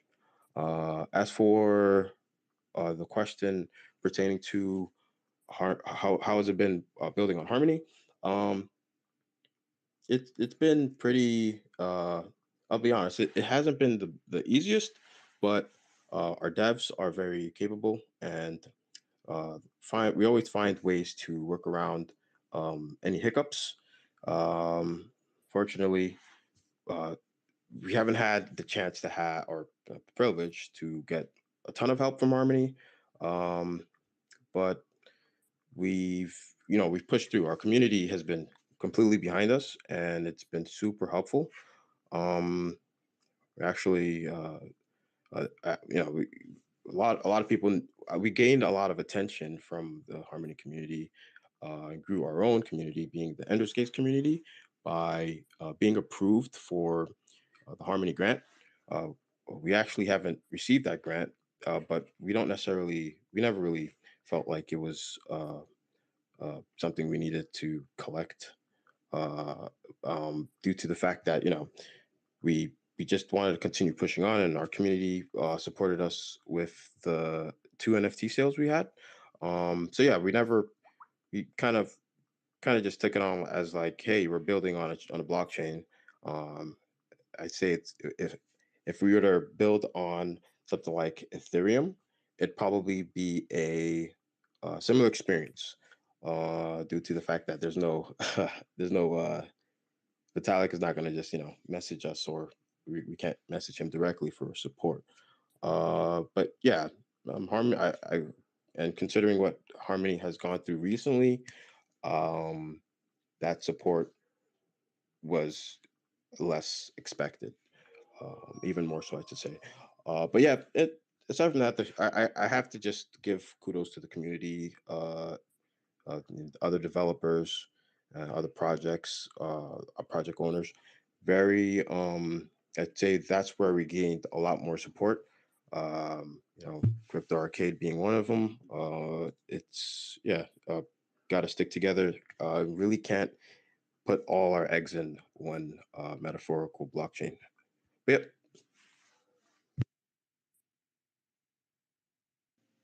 Yeah, you bring up a good point. Actually, it that kind of is related to what we were talking about a little with collaboration. And I'm kind of curious, what's been your experience with collaboration? You mentioned the Crypto Arcade. Have there how is that experience going? And have there been any other collaborations? Yeah, Crypto Arcade is awesome. I always think about it. It's we held an AMA there, and it was super fun. We definitely want to go back for another event. Other collaborations. At the moment, we haven't really had any others. Trying to think. There are a few that we have or we're working towards. But I I'd say they're more Web 2 focused, or I should say they're Web 2 organizations, so to speak. But Web 3, yeah, here's the thing: with Web 3, a lot of projects are still in their infancy. We are as well, and so there's really not. And one thing that I noticed is that other projects typically do collaborations based on tokens. Um, in our case, we don't necessarily have a token, and doing a collab requires development time, or putting in an asset from a different like, let's say, putting in an asset from uh, your game of, if it's a character, into our game. So that would require time to uh, create art and also code the effects to make it work. Um, so that kind of collaboration, that those are the kind of collaborations we're looking for. I'd say right now, Crypto Arcade would be one of them, and also another project is the next. Um, we've been reached out by the Eagle Versus. Um, so we're just keeping our eyes open for any other potential collabs we could find. But yeah, it's all about, we're essentially building, and when people reach out, that's when we actually have a chance to um, see how we can fit. Right, we're not actively uh, seeking uh, uh, on our end. We're not actively seeking new collab partners, but once we feel like we're in a spot where we could expand, uh, meaning we don't have too much to do on our plate, we'll definitely start reaching out much harder. Yeah, honestly, it makes me think that this could be something the community DAO could help out with. But yeah, Megalodon, what's up, man? So it's really good that you're going to support the Harmony community, because obviously you started here. That's really quite kind of noble of you. But realistically, for a lot of these projects, I mean, you've mentioned that there was a grant promise there that hasn't been paid. A lot of blockchains do offer grants, and you know, builders like yourself and other projects, you are running a business. often a lot of these things I've noticed, the employees don't take any money immediately. So you're kind of working for free as well, which is not great. So I don't think really as a community, whether it be the Harmony community, the AVAX community, or whatever blockchain you're in, if you get a project that's going to offer that game to your community, that's great. But I think going forward, we're going to have to expect these projects like Ender's Gate to go to other blockchains as well and offer their game to other communities also. Because otherwise, any project is just limiting itself to the community of that blockchain. And I don't think we're at the point yet where all these blockchains are big enough to actually support one game, one blockchain. So a lot of them are doing kind of expansions. So you got, different games on different chains or however it's done. But I definitely personally think that's going to be the way forward. And there's a lot of good blockchains out there. And props to Ender's Gate for still offering the Harmony community the chance to play Ender's Gate on Harmony.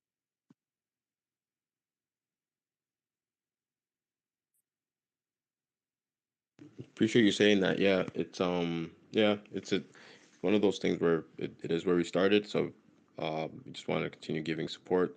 We occasionally we reach out to our community members to see what their sentiment is on the chain itself. And that plays a big part in our our path forward. Um, yeah, as you mentioned, many blockchains reach out. Um, we I think we're in a good spot and lucky that we had this passion for a collectible, a game that has a good base for being a collectible entity. So I think a lot of other blockchains starting to see that quality that we have, or maybe one got word of mouth. Hey, like check these guys out. So yeah, it's pretty it's one of the things where you'd get a proposal and it's not necessarily something you're looking for, but when you look into the details and you see, oh wow, this actually legit, it starts to make it makes you proud to see how much others are starting to see the quality you're putting in. Um, but yeah, we're going to continue trying our best to support Harmony, and as long as our community members agree with this, then yeah, we have no qualms there. Oh yeah. So just talking cost, how much would it cost, would you say, to if a project wanted to make a card for your deck, right? Say the community DAO, say we want to make a card for your deck and say it's a multiplier, call it the community multiplier, and it just like multiplies whatever attack power or defense power. It multiplies defense power. Like, how much would that cost? Is it possible? Am I just talking rubbish? Uh, Sounds like you're talking about the avatar. That'd be the second avatar in the game. Right now we have Dracul being the damage multiplier for every card in your deck. Um, that's actually the spot where we want to. There's two spots in which we feel we could continue expanding the collection. It's going to be that avatar spot, which is sort of like the overall effect to your deck or your opponent's deck role. Um, we're trying to make that a card that turns into a 3D asset on the board. Um, and the other part is actually being a playable card in which you use it during your turn or your opponent's turn, and it basically goes to your graveyard and be able to interact with it, right? So yeah, I definitely think I don't know. We haven't put a dollar amount on it. There's quite a bit of work that goes into incorporating new cards and whatnot. So could I you don't like know. We'd have to. copy? Could you like copy the avatar card and just put another picture in it or something? It's not that simple. We could do that, and then we'd have to also, um, on the art side, yeah, we'd first off get the art direction that we want to go with, and we'd put in a bit of development time to code whatever effect would be. So you said it'd be a defense multiplier. So it's Maybe like, I was just talking. Yeah. yeah, no, we haven't put it's definitely doable, but we haven't put a dollar amount on it because we've been so focused on just finalizing um the current cards, you know. So, but yeah, you know, that's a great point. We should actually have that thought out. So that's something I'm going to take back to the team.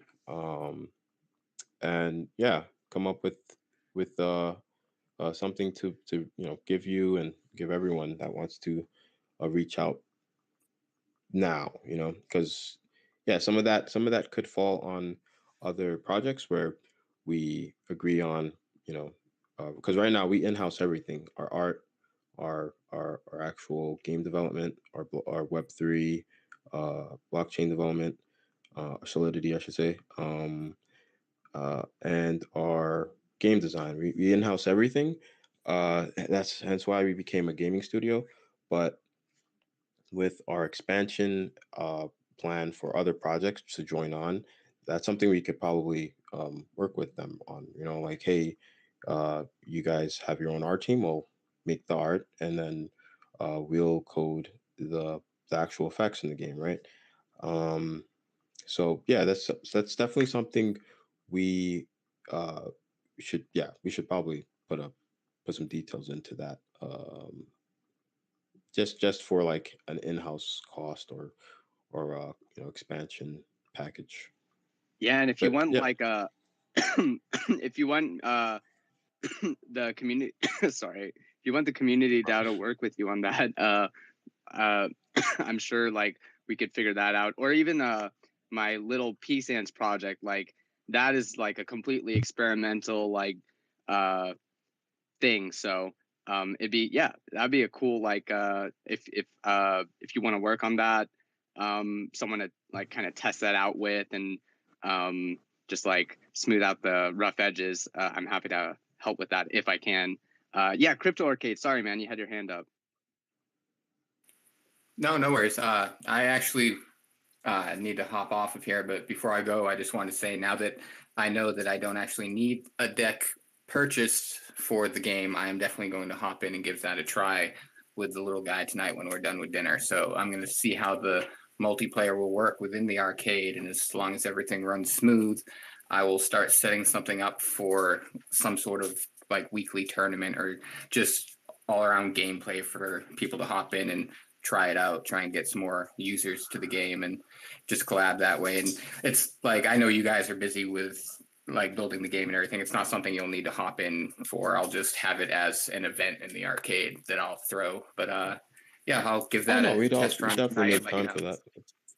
Yeah, that'd But be yeah, I awesome. mean, just Yeah, so for it's sure. not something you have to do like every time that we throw it. It's Hmm. something you can of course be there when you can, but I can just keep it going myself on my end. But yeah, I'll give that a test Yeah, run tonight and then yeah. let you You know. have my contact, so you could DM me, and yeah, I'll see if I get you a copy of the mobile version, or yeah, or not. But yeah, sweet. Sounds good, man. But appreciate you having me, Raj, and maybe I can get you to hop in sometime and try the game out too from your end. But yeah, thanks for having me, and I appreciate you all for coming and listening, and I will talk to you soon. Awesome. And yeah, thank you so much, Pixel, for coming through. And yeah, that was exactly what I wanted. Like, that was the juice, that was like, I feel like we just pressed an orange and that was the juice now. And now we can drink that juice and enjoy it. Yeah, thanks for joining Pixel Crypto Arcade. And yeah, happy to keep talking and keep the space going. Up to you guys. So yeah, I'll let it roll for a bit. Yeah, Megalodon, what's up? So that sounds really good, because I've got some cards I'd be happy to play. But a good example with Ender's Gate was when they did a remodel of their cards. It was on Twitter, and you got a few people from the community, buttheads and what have you. They were really hyping it up. But the community DAO wasn't there at the time doing any of that, helping to kind of promote a game that's on Harmony. So maybe that's something that the community DAO can do going forward. Because, as I said, if your target audience is the members of a blockchain, you're kind of limited. So the more exposure, the better. I just think, from my point of view, I'd want to reach as many people as possible on the blockchain you're on, and broader as well. And obviously, Ender's Gate's, a legit project. So why not? When they've got development, why not publicize it? 100%. Yeah, I think it's just a matter of like us getting organized about it. So one thing I know, like, that was kind of, I was thinking about, was that Google Drive sheet. I still need to consolidate it, but give these projects access to it so they can collaborate. Like, they can look across the projects and see, like, to what extent they're vetted, and they can choose to cross collaborate with those projects. So that Google Drive sheet can be kind of a little, I don't know what a name for it would be, like a nice little shared spreadsheet where people can collab and stuff. Yeah, I mean, there's been a lot of research, hasn't there, on what games are still on Harmony and what games are, to the knowledge of the members of the DAO. Okay, I mean, Ender's Gate certainly meets those, and I've held Dracula's and Eris's and what have you, and tried to follow the development the best I can. So yeah, anything, if they're going to have a game night with or a gaming session with Crypto Arcade, please, promote that as part of the DAO if you get a chance. So another thing that just flashed through my head that I'm wondering if we should do it is maybe on Twitter we should post, like, do we trust this project, or something like that, maybe worded a little differently, and we can have the project name and then, like, I don't know, yes, no, or maybe, or something. And so we can, like, have a public kind of trust score based on a Twitter vote.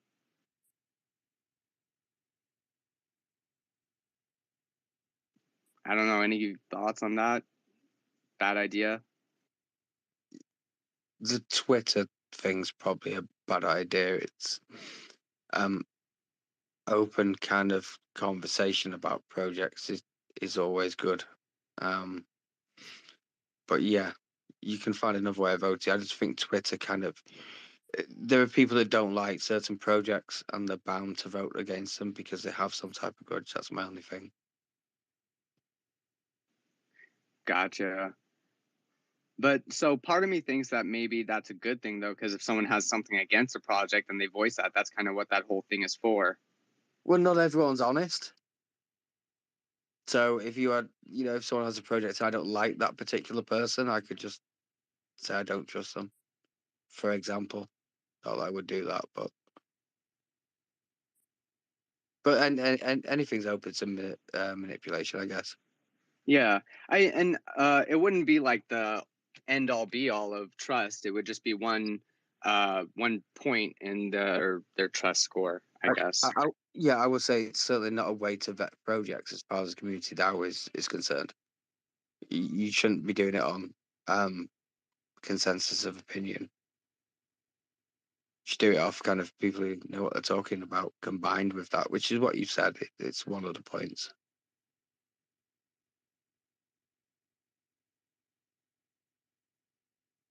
Dazen, what do you think, man?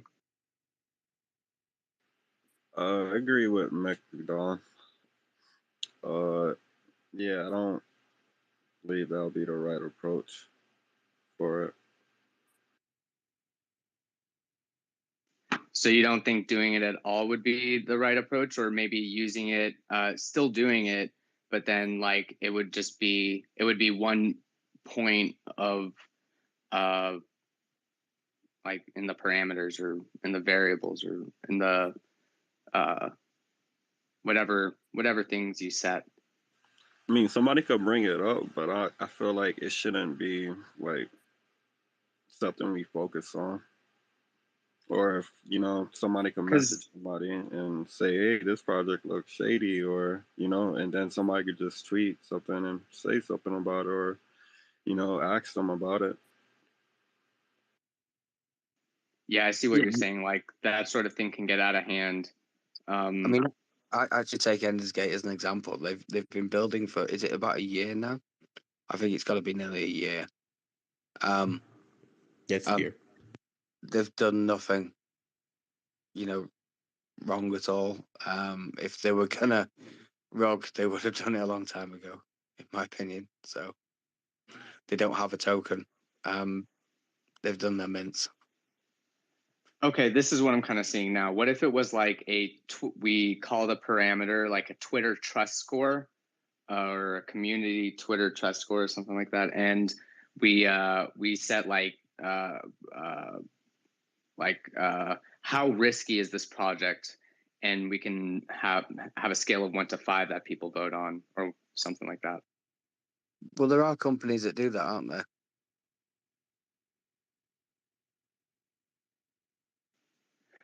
I would imagine so, but probably not Yeah, for small crypto projects. It's probably for like bigger companies and stuff like that. Just risk assessment. That's what basically. No, they do them for crypto companies as well and gaming sites. Yeah. But I think it's usually quite expensive. I do have a link to one that does smaller crypto projects somewhere. I have a contact anyway. So it depends on what you want to achieve as an objective. Whether So you're the setting idea is yourself to up in vet business or projects, that. right? If you have a bunch of projects that what you were talking about with security, if you have a bunch of projects on an Excel spreadsheet, you want to know, okay, how risky is the project? How trustworthy is it, right? And so you can have that be one point. You can have like their market cap be another point or whatever. How much Coming up liquidity with they that have. vet. Yeah.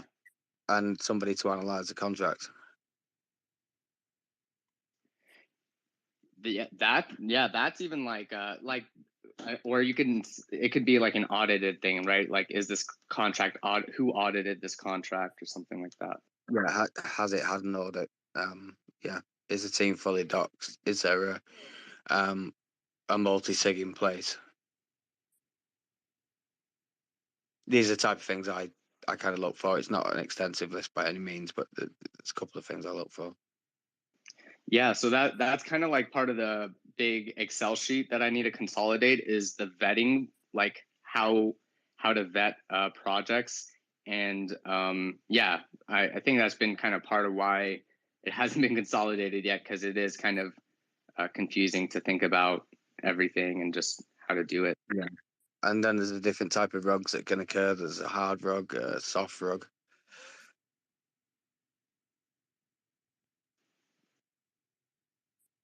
Yeah, definitely. Hard rug being they meant to take all your money. Soft rug being they just dropped the project because they weren't able to continue with it for whatever reason. Yeah, I mean, my understanding of it is a hard rug. Usually, if there's a token involved, they kind of pull their liquidity from the pool, which drops the tokens to practically worthless. That's in a token project, and a soft rug is kind of usually where it kind of tails off, and then there's all types of different definitions because sometimes projects just don't work out, and people often think that's a soft rug, but sometimes that's just market conditions or things that the project is going through. But often as well, they just they leave the Discord open. They're still doing secondary sales, but the team's just not there, and that's a rug in most cases. So there is some benefit in what you're saying. Is not so much, in my view, from actually seeing which projects are legitimate, but rather highlighting which projects are highly skeptical.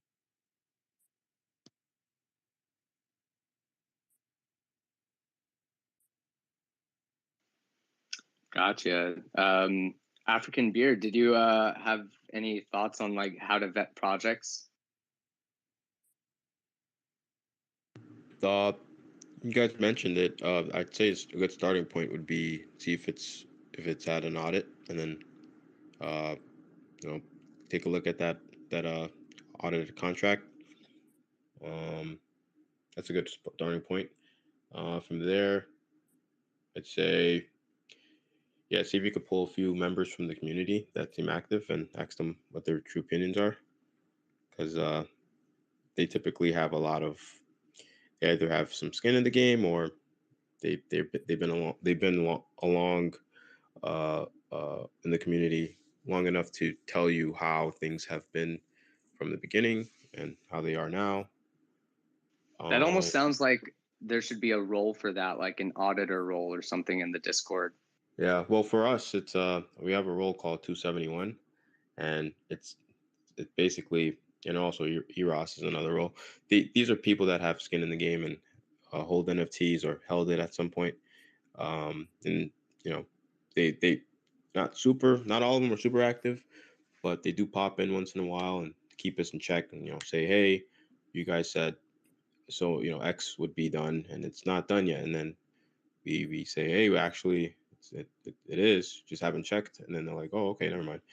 So it's like stuff like that, and yeah, back and forth with them. Or one thing you could check in with, and yeah, just asking, yeah, just I guess investigating. Yeah, but yeah, that role would be great if some could give that to people that seem to be in almost every project on the chain, and kind of like the, those people you go to for not advice, I'd say, but it's kind of like a blogger. You go to their blog for their opinion, because it's either a hot take or a bit more informed, because you have more time on their hands to actually vet it and check. But yeah, Community guardians. good name for it. Any other name thoughts? Can't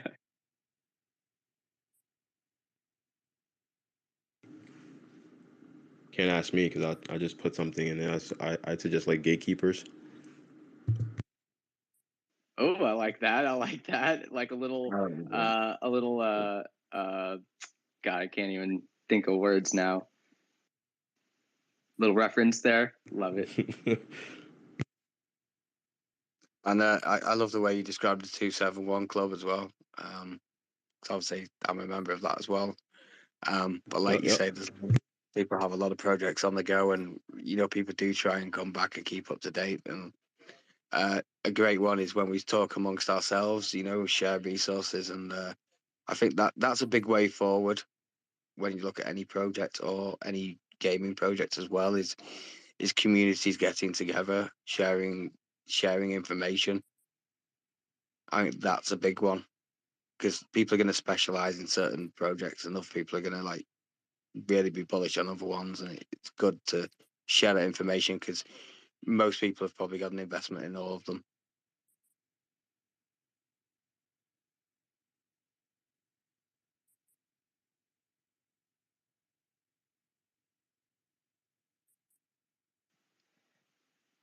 So, Days and Raj, I'm going to ask you one question. What type of game do you want to see on Harmony within the next 6 months? What do you want to be playing? Do you want to have a token? Do you want to have an NFT game? Do you want it to be, what do you want it to be? Retro, VR? Honestly, after talking to African Beard, I want to make a community DAO NFT on his game that I don't know, it's like does something cool. Yeah, we got plenty of room. So yeah, just think of something. I mean, yeah, a good starting point would be to look at our card gallery, so that you're not making a broken concept when you pitch it. Um, but yeah, I mean, keeping it in that I'd say very very similar to something like Dracul, or something similar to one of the cards that we have, the Guardians, or maybe even a action or reaction card. Yeah, definitely doable. In fact, actually, I'll keep that. I will say the Web2 orgs that we have been talking to are interested in joining Web3. They just don't know how to do so yet. Some of them have done, drops with Veve, and it's came off really well. They've made quite a bit, but they always hit that point where they're like, our users want more. There's nothing to really do with these NFTs, and we didn't think of that ahead of time. So now they're scrambling, looking for you know people that are creating services, galleries or uh, ways to consume it, with AR tech and whatnot, and also um, ways to interact with it, with Web3 games and whatnot. So yeah, it's pretty exciting, and um, uh, I think a lot more projects should look into keeping that that idea open, um, and yeah, it's pretty cool because then that same concept applies to other projects and allows them to expand.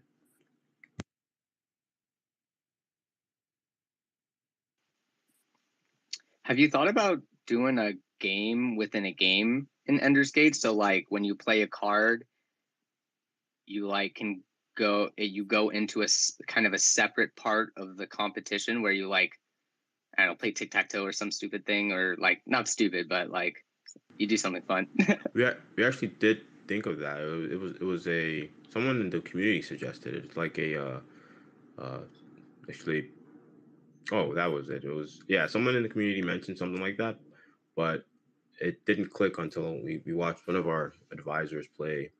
Uh, he was playing Hearthstone, and they apparently added this new feature where, well, not necessarily. No, that's something else. Sorry, but yeah, no. In what you mentioned is something that we thinking. Kind of like that in Tank like Budokai Tenkaichi Budokai Dragon Ball Z, the fighting game. You'd have moments if your opponent and you do energy blast at the same time. You'll have to like, it's like a power struggle. Um, that's where that inspo came from, and it is something that we thought of trying to add something like that, like mini games, like games within the game, to settle like a dispute that one person may have brought in. Like, let's say they play a card and it's like whoever wins this little mini game that plays off right now, uh, basically either loses their guardian or loses a certain amount of health, and it's like instant, right? So um, yeah, that is something we want to add. It's like a fun little thing, and it could even branch off into its own little game mode, right? Because I don't know if ranked players would want that because they'd be like, it's pretty cheese. But yeah, Dope, man. Yeah, no, that's cool that you got a suggestion for that already. Hey, Megalodon, what's up? I just want to add something to the conversation here on Web3 gaming. And that is the great thing about NFTs is you can rent them. So for someone like myself who has probably way too many NFTs and what I should, um, it's great to have these things and rent them out to people who maybe just want to borrow them for a bit, literally, and pay for that privilege, rather than actually lay out the full expense of what these assets may be because they've risen in value over time or just cost a lot to buy in the first place. I think that's a really unique, um, unique part of NFTs and something that I see is going to be could be promising going forward. yeah, I do second that. It does. It's one of those things where it's like we give that respect to physical goods, but we won't give it to digital. And I think we all agree that that same respect should be extended to digital. And I think it's getting there. It's going to take time, but renting it is something that players or consumers are already used to. So uh, just expanding that off yeah, I definitely feel it's going to grow in that direction. So, do you have plans for a lending and borrowing sort of marketplace, or was that in Yeah, the thing? yeah, we did promise the community that, and we still we've been setting up um, the infrastructure for it. We The redesign of the marketplace takes that into account, and our smart contract we're essentially going to have a renting system in which it deals with wrapped NFTs and keeping the original NFT that was purchased by the holder safe, and always you know uh, retrievable. Um, but yeah, that's part of the plan, and we, in our eyes, we're like, hey, if you want to participate in some tournament, right, and you so happen to find out late because you haven't, you didn't really, you didn't care, or maybe too busy, um, you should still have a chance to compete. So that's where renting we feel comes into play. You could come in, uh, maybe one of the competitors has an extra copy. They reached the perfect build for their deck they feel like they're gonna run, and they say, hey, sure, here you can rent mine, and good luck. And I feel like that's gonna be um, something where not all players are going to actually play the game. They're just going to collect the cards because they like how it looks, and then that, as it sits, maybe that's something they want to pick up. Um, and I feel like that the possibilities are endless there. Um, and it's NFTs. There's a secondary market, and I feel like trading cards and skins and whatnot, all that in gaming, I think it has a good place, and it just depends on how the community wants it to be built and what functionalities they want. And yeah.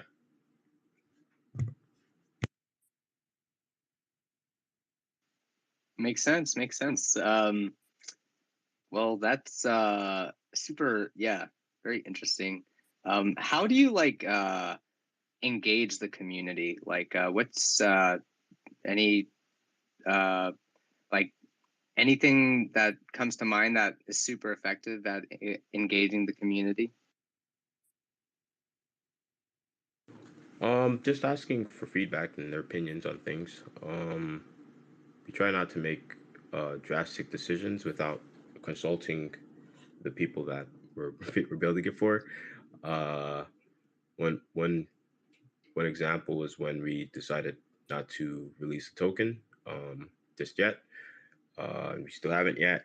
We're still, uh, but the main thing was that we felt it wasn't sustainable on play to earn aspect, and we brought it to the community, and there was a bit of back and forth and headbutting at first, but the community um, is at a they're at an even. I feel like we're in alignment, and we're all, the idea right now is that we haven't shut the door completely off from having our own ERC20 token, but it's now a community effort with us as well. So we're all constantly seeking different ways it could work, and different examples for other projects that may have it already. And if it works, hey, we could include it, and then maybe revisit that idea of launching a token. So, but that all goes back to your original question of the engagement. It's just really just talking to the community and asking them what they uh, how they feel. Awesome. Yeah. And like, do you do that through Discord, or how do you usually communicate with your community?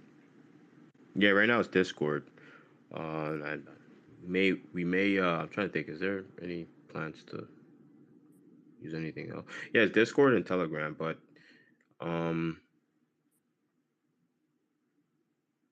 mostly Discord, Telegram. We're planning on building out maybe a voting system for later on, for we plan on having scenarios in the comic where we have the community uh input, like should A happen or should B happen in the story, and then continue it on from there.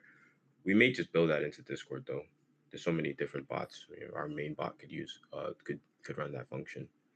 Um, yeah, Discord's gonna be the main. Gotcha. Yeah, Megalodon, did you have something to say? No, I slipped. Sorry. No worries. That those thumb slips, man. I That'll was just, happen. I was happy listening. To be honest with you, it's really good to hear. You know. Yeah, it's awesome to hear you building and that the you're engaging the community and stuff. Yeah, Dazen, what's up? Quick question, Index Skate. I wanted to know where can I purchase, or say if I wanted to purchase an NFT card, or where would I purchase one? Oh, we got a shop on our website. Endersgate.one is the website. Um, slash shop. But at the moment, we're currently um, finishing up our marketplace.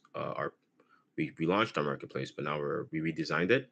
Um, we've added a bunch of things that we're anticipating to have, such as uh, allowing users to purchase NFTs or from other users.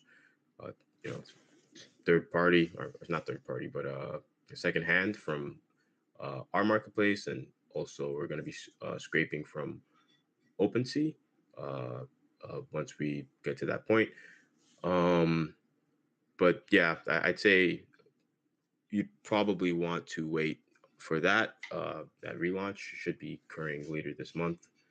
Um, yeah, we're currently just testing the marketplace. There's previews of it in the Discord if you want to take a look at what it's gonna look like. The announcements channel, Duro released those images.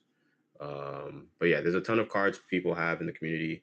You could also just check out the Discord. We have uh, a buy sell channel where you could you could you could see what others are listing. There's huge collections that some of our users already have collected, and they may have duplicates from opening packs. So you definitely have a lot of cards to offset that you can look through. And in Discord, actually, um, actually, I'd say the website has all the cards on display. You just go to endersgate.one/gallery, and you could see all the cards available, and then make your decision on which cards you feel would make the best deck for you. And then also you could head into, um, I'd say, yeah, I'd say go there first, and then you can head to the Discord and see who has that card available, or ask around and post a buy offer in the buy sell channel, and someone may fulfill it.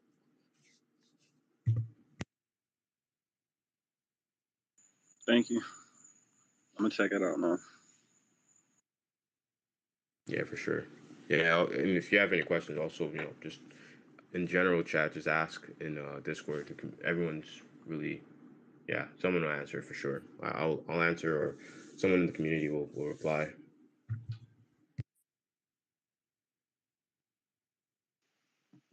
And I'm just on on a note about animations. I remember like Ender's Gate had some pretty cool animations with some of the cards. I was curious about like how those, maybe like how you make those, and just like um, potential for more of them, and stuff like that. And with the animations, you are talking about the physical images of the cards moving, or are you talking about the I remember there was like a in-game? dragon or something. Yeah, in-game animations. Oh yeah, that's just oh yeah, yeah. Those 3D models, we have a few of them made so far. Um, those will always, yeah, those will be. We're planning on expanding. In fact, that Dracul that's in game is just temporary. We're gonna get a much more um another one made, and then release that. Um, we have a yeah for animation wise, we are continuously adding more and more to that to the effects of the game, and you probably noticed like in the very beginning we had like no animations when it came to doing small things like attacking other cards. But we over time we've added quite a bit. There's a lot of variation. Each card uh, element has its own animation pack, and we're also doing that for roles. Healers have their own animations, and it also aligns with which element they use to be to heal. Um, and we're also working on certain other animations for the game specifically. Um, but yeah, we're always looking for more and more ways to do that. In fact, for the gold and legendary cards of the game, we're making it so that they will have animation cues. So when you summon, let's say, a legendary card, Eros for instance, the screen will first off the timer will pause because any people get annoyed if they're getting they're losing a bit of playtime based off of an animation that's playing intro. But yeah, Eros and all the other legendaries and golds should have its own intro animation with a picture of a JSON image of the image, the character moving as an overlay in the game. And yeah, just give it a bit more epicness and let you know you're actually summoning that, and have your opponent hopefully scared for what's coming. Nice. And does stuff like this take a lot of bandwidth, or is there a limit to kind of how much you can animate, or is that more dependent on like paying animators to make the animations? Yeah, so our dev team handles the actual clipping things together and certain other smaller animations, but for anything art related and VFX uh, uh, uh, graphics animations, we have a team for that, and we outsource some of the artwork to third party individuals that could do it much quicker than we could, and it that alone saves us time, and also make sure that the quality is up there. But yeah, all the VFX we're adding is slowly growing. We're trying to get like each element its own variation of things. We're gonna start. We're posting previews of all the animations. Well, starting to. Just have some new ones I have to announce. Uh, that you can see in our Discord. Actually, it's like recently we posted the power up effect in which the user is it's called attack boost. If a card is affected by something that's giving them more attack than their base, that animation will play. We may have it be less a less I'm getting into details, my bad. But yeah, we'll continue adding more stuff like that. And then we have like an instant heal effect as well. And then we'll also have a passive heal that I could share in a bit. That just plays when the card is based on what the card is actually doing in the game. That's dope, man. That's dope. I love all the plans and stuff. That actually kind of like made me think of the flashcard thing we had in education. Like, and this may be annoying. Like, this could be an annoying comment, but like, No. what do you what do you think about like having flashcards and some sort of educational element? I don't know about. I mean, it could be interesting in the game. It may distract from the game, but like, yes, I don't know. It could. Well, talking about the game within a game thing, right? You could have like flashcards where each person's trying to like define a card faster than the other guy, and so yeah, just kind of making that part of the gamification of education experience. That could be cool. I really didn't think of that, but yeah, that could be pretty cool. I was thinking of I in that same wheelhouse, I was thinking of adding that to the loading screens, like queuing up. We'd give you a mini game while you're waiting for your match to start. Um, being that our audience Yeah, isn't too that's a big. great idea.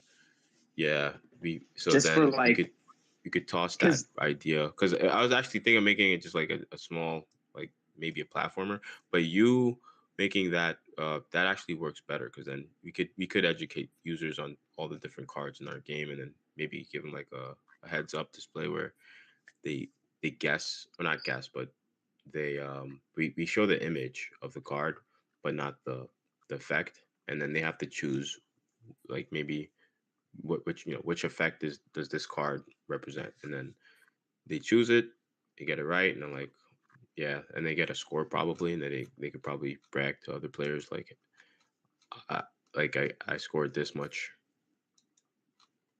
It sounds a bit like the different levels of difficulty on a game, kind of novice, intermediate, and expert, because I know Mhm. Ender's Gate kind of based a little bit on Magic the Gathering, and Yeah. I know a guy who plays that competitively, travels the country. He also trades the Nice. cards, and these guys take it extremely seriously. So Big time. Yeah. you get that type of crowd, aren't you? You're going to have some really high expert level players. Yeah, that's sick. That makes sense. Yeah, knowing all the card details and even new cards that come in and how they play into other effects, just knowing that off the bat saves so much time, and lets you think through all the strategies while the game is going on. So yeah, could completely see why those players do that, and that's something like that would be pretty cool to have. Give players a chance to grow their knowledge. Sick.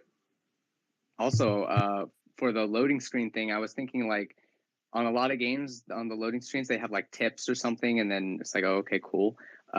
You can have like a multiple choice question where people would when they answer it right, they get like, maybe they could get a reward even, and or they can just flip or just see the answer, or if they get it wrong, they see the answer or something like that. Yeah, that's pretty cool. That's what I was thinking when you mentioned it. Yeah, it's a great idea. Yeah, for sure. And yeah, no, we gotta keep doing those flashcard tweets. Megalodon, I just remember like scheduling those tweets is the way to go. Just do get them all set up and then just schedule them for one a day or something. Yeah, I mean, we went through a few things, didn't we? And you've kind of pretty much stuck to it and put your own stamp on it, which is great. So I have been noticing. Yeah, it just takes time, doesn't it? It's one of those things that you become more professional and polished the more you go on and being more value. But speaking of value, and I don't mean to change the topic too much, but the question that hasn't been answered is because you've spoken before, Raj, about an academy. So if I want to get into actually being involved in a gaming project on Harmony or any chain, obviously they're varying different roles and what have you. Where would people suggest I start?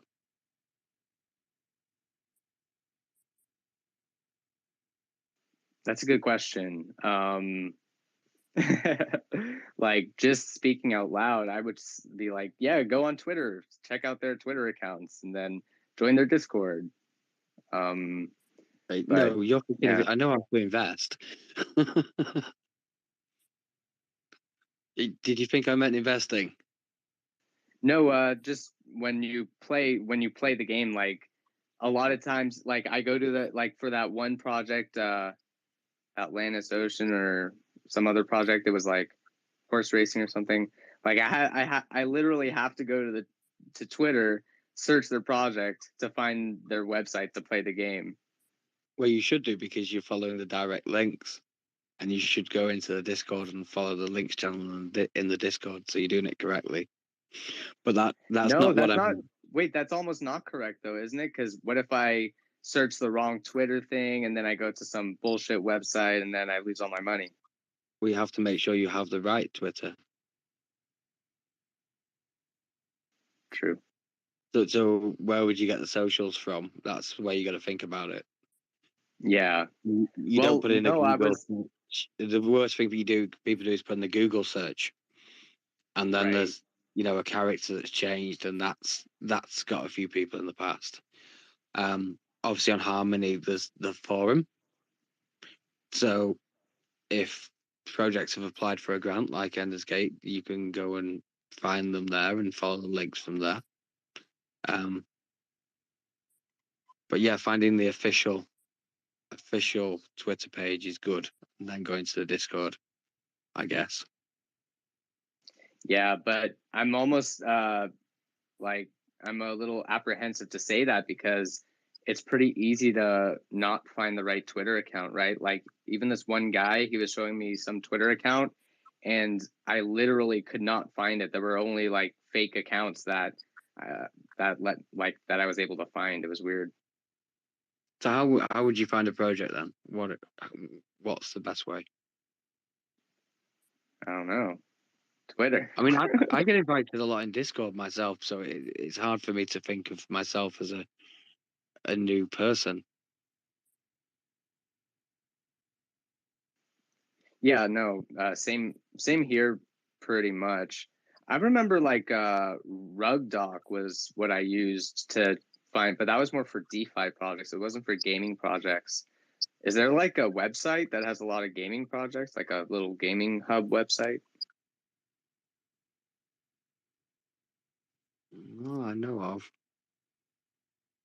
I There's a usually get few. in quite There's early. like I think there's like play-to-earn.net or something. But I don't know how active it is anymore. I guess me personally, I kind of know the people, or I'm following them on Twitter, that maybe start these projects, or somebody I know who's following them maybe recommends them, and then that's how I get the link, I guess. But that wasn't Yeah, the it's like question at all. word of mouth. The question was if I wanted to say create a gaming project, how would I learn to do that? So if I wanted to learn to code, or how, any suggestions? That's a big one. I would say Sorry if I wasn't clear, by the way. But yeah, that's what I meant. Kind of say, let's say a few of us no, wanted to make our that's own it. gaming projects. That just made me think like Scratch is a good place to start because it's where it's like kind of it's kind of a kids program, so kids can learn to code and stuff. It's like drag and drop coding, but you can like make little games in it, and it could be like if for someone who doesn't code, just wants to make some random game and wants to learn a little bit more about game making, Scratch I think is a really good resource. Yeah, I was thinking more kind of, this is the career path I'm going along. Where does one start? I still think Scratch, even though it's for kids, Yeah. it's like if you don't code, it's a good way to get your hands dirty and just get started on making a game. Let's say you do have some coding experience, then how do you get into the Web3 aspect of it? The Web3 aspect on it, that's a good question. I would like a lot of If times I people could go to offer these. suggest a bit Yeah, of insight, Please. what I noticed is getting to the Web3 version of it, you should really focus on just the game, and not really attach any labels to it, like Web2, Web3. Once you do that, making Web3 or attaching it would be then a feature. But yeah, I mean, making a game that you truly enjoy and then figuring out how it could tie into Web3, that I think that becomes easier. That's my only suggestion. My only uh, thing I want to add it by the way. No, that's good advice. Thank you. I love that. yeah, definitely. It really kind of gets to the heart at like what's fun, you know, like what do you want to do with your time with other people and stuff like that. So it's Yeah, important I can certainly see where that's happened in the reverse as well, where people have gone for a Web3 game and forgotten about the actual gameplay. So yeah, very good point. Thank you. Yeah, no problem. Yeah, that's one thing that I always keep in mind, and it's always kept us in the right direction. And some of the teammates may have been like, wait, but that doesn't that how we're gonna make that tied to Web3, and later on we saw like it always would work no matter which way we went.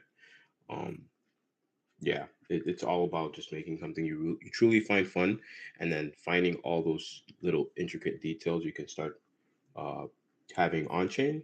It's gonna be that's gonna be easy going forward. well. So one thing that made me think of in the money aspect is you know, in the gold rush, people who got rich sold the pickaxes, right? Not the people who were searching for gold necessarily.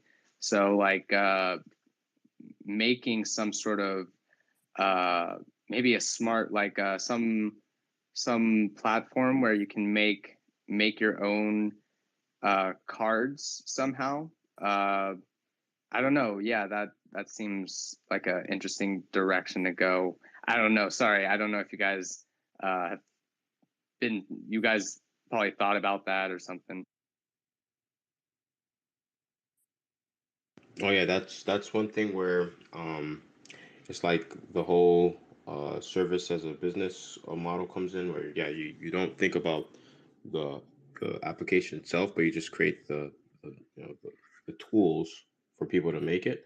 Um, yeah, definitely that's one route you can take. With us, we really for us specifically, we wanted to just give users a way to come in and bring in their own ideas and then incorporate it later. Um, with that, I mean, yeah, the potential for creating like, hey, create your own get an engine, and then you basically open source it to then allow people to make their own versions of a game or specifically TCG. That's always a possibility. Right now, we haven't completed it yet, so we can't uh, all the pieces aren't there yet for creating a open source version. But once and a lot this happens a lot with like other games, like I'd say Skyrim.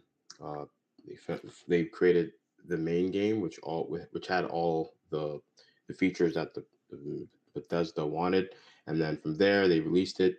But then they also included tools to allow people to expand on it. So yeah, that's one route.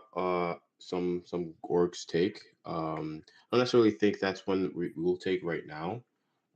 But yeah, if you're in it for creating more tooling, for more developers, that's definitely a big thing that everyone will benefit from.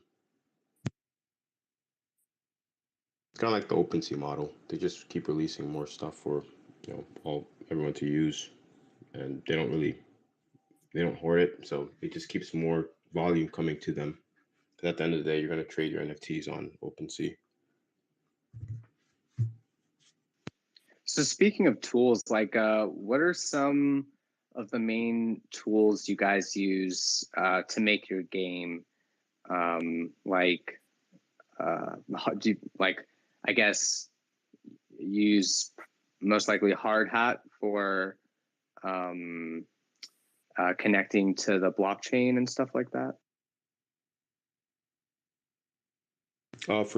For tools, not in that regard, we basically, I guess that's the burden of having, uh, doing it. I guess being trying to do it so early.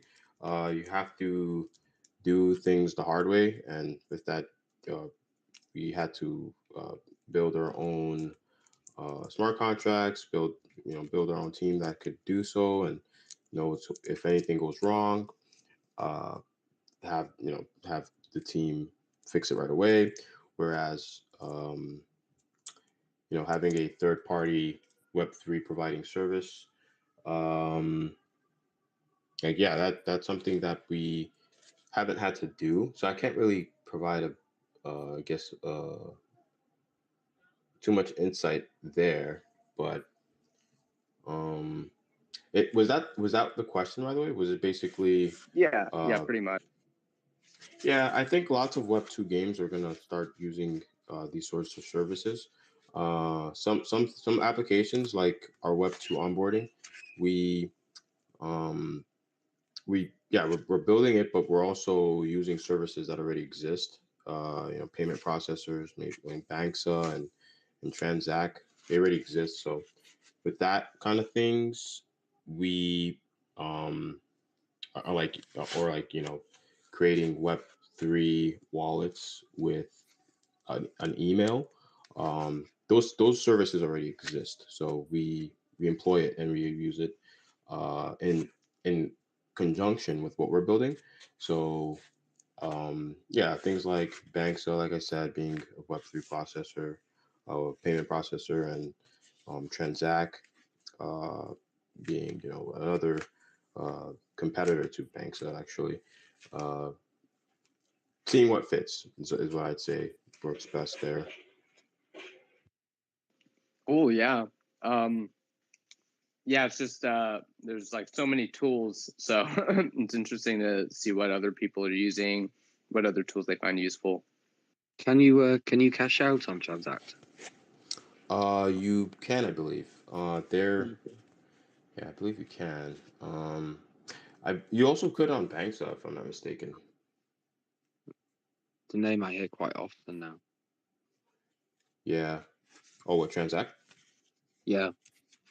Yeah, they're. I'd compare them to probably like KuCoin of payment processors. You kind of accept everyone.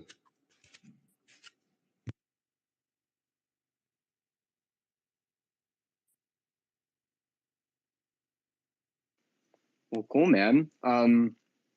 Yeah, did anyone have any other things they wanted to talk about for gaming, or is everyone kind of spaced out?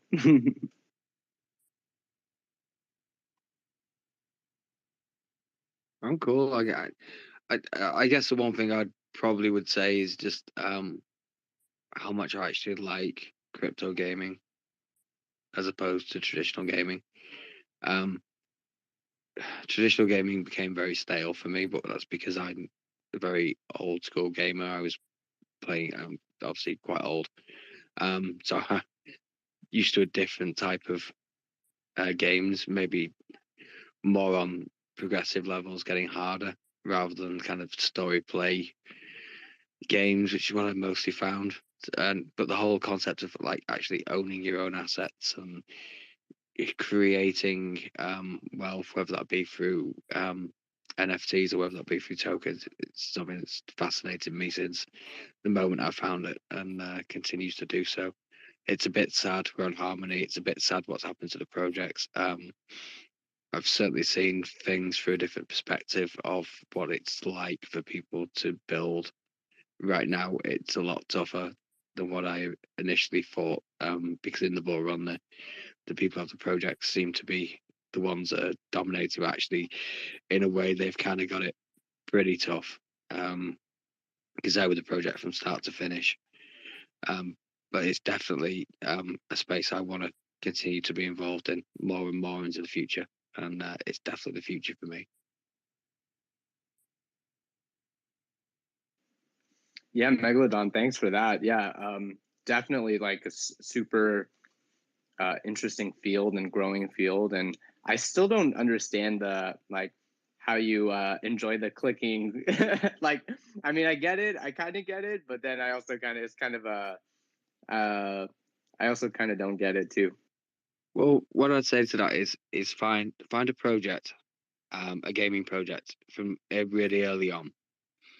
Speak to the team, read the white paper, find out what they're all about, what they're trying to achieve, and then if you feel like it and you feel safe to do so, invest in that project.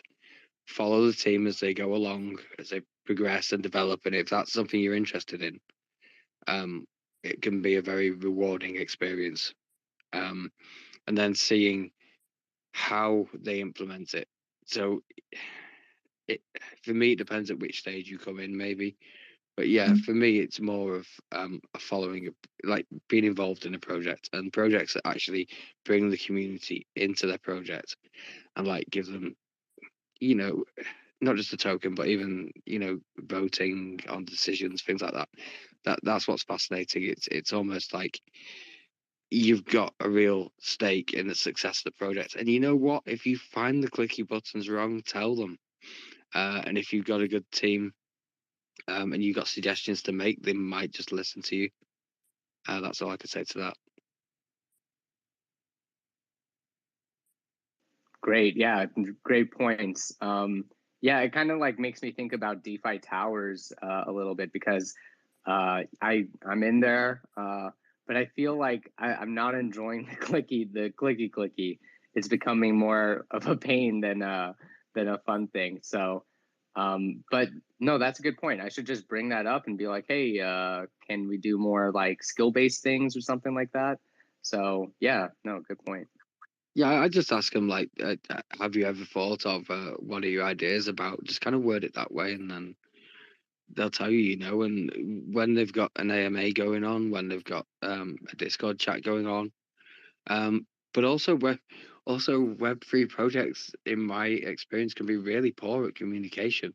Some of them, they're kind of too busy building half the time, I think, to actually do the promotion and the actual breadth of what they do as a project, because they are a business. They've got to do the marketing, they've got to do the sales, they've got to do the game development, they've got to do everything. They've got to do the finances. It's really, I don't know how some of these guys do it, to be honest with you. They seem to be living at their computers pretty much, 7 days a week.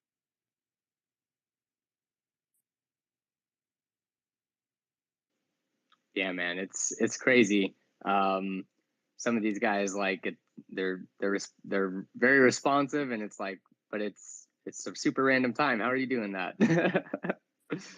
And I will say as well, if you do like games and you don't like the clicky, which is fair play to you, fair play, and you don't want to use a bot and what have you, let me know what type of games you do want, because I'm interested to know. That's market research. Yeah, no, for sure. Like I liked Rocket Monsters. I haven't played with other people yet, so that, like, I need to do that. But yeah, it's there's like I think I suffer from like maybe a little post-traumatic stress, because when I was growing up, my parents would always yell at me for playing video games and stuff. So now I feel super guilty when I play video games, and I just like I'm like, oh, I need to do something productive with my life, Hey man, yeah, but that's an interesting point, isn't it? Because you can make a lot of money doing this, even as an investor. Yeah, right. That's true too. That's very true. Even these streamers that are, streaming playing games, they're making money.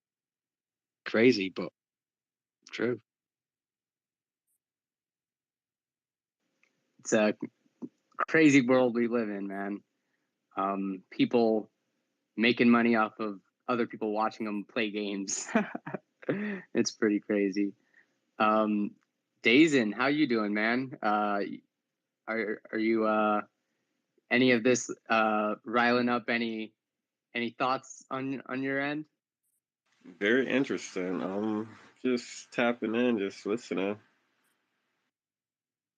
Nice. So yeah, I I don't know if you guys want to continue the space, or it's been a few hours now. Did you guys were you guys okay with ending the space now? Personally, I'm cool. I've got to catch up on some clicky action on another game site. Right, I'll Megalodon, you go get those clicks, collect those rewards, claim. And thanks everyone for coming through and joining. Arcadian, you were here the whole time, man. Thanks for holding down the audience. Hope we can speak sometime. But yeah, man, look forward to playing 8-Ball. So I know that's coming out soon. Or is it out? No, it's not out yet, right? No, it's not out. It's there's going to be an NFT launch soon, I believe. Have you ever spoken to Mando, by the way? Yeah, a little bit. Not in a Twitter space. I think we did like intersect in this Twitter space once, but yeah, I've texted him here and there, trying to get him to connect with Crypto Arcade. Yeah, I spoke to him. He's a cool guy. He's probably just on his PC. Yeah, very likely. Yeah, I believe they're doing. I don't want to speak for the project, but no association with it. But I believe they're doing an NFT launch coming up soon. For the queues. I believe 8-Ball's like a bit of a mini project. I believe there's more games to come. But yeah, I absolutely love the visuals on Arcadian, and love what he's doing. I'll be playing some 8-Ball, and I can play for tokens. So if you got some tokens, Raj, I'll play you. All right, Megalodon. Yeah, we got a couple games to play. We got to play a little Ender's Gate, a little 8-Ball. Yeah. I am a bit of a poor shot, though. I'll let you into that. Oh snap! All right, well, I'm just sitting duck out here. You're gonna sweep the floor with me. All right, well, thank you so much for hanging around, guys, and yeah, that was a great gaming talk. I think we covered so many interesting points, and this is streaming to Twitch and YouTube, so I'll post those links. So if you want to listen to the full thing or some parts of it that like really got your brain juices going, go for it. Definitely hop in our Discord. If you have any suggestions, proposals, put those in there. Yeah, and hope to see you guys. Oh, and we do have a special election. So if you're interested in applying for governor, go ahead and go to our talk. Go to the talk forum under the community tab, and you can find. You can post your application for governor in that. And if you look at our profile, there's some details in our tweet on how to do that. So, yeah, Megalodon. There's always someone who drops out, isn't there? Shocking. Yeah, we lost our dinosaur, but it's okay. He's still there, protecting us. So yeah, thanks everyone, and have a great day. Peace out. Yeah. Thank you, Raj and Dazen, for hosting. And please continue to support the gaming community on Harmony. Most definitely. It's a community DAO, of course. Anyone else, do your research. Yeah, we're community maxis at the community DAO. Let's go. All right. Later, guys.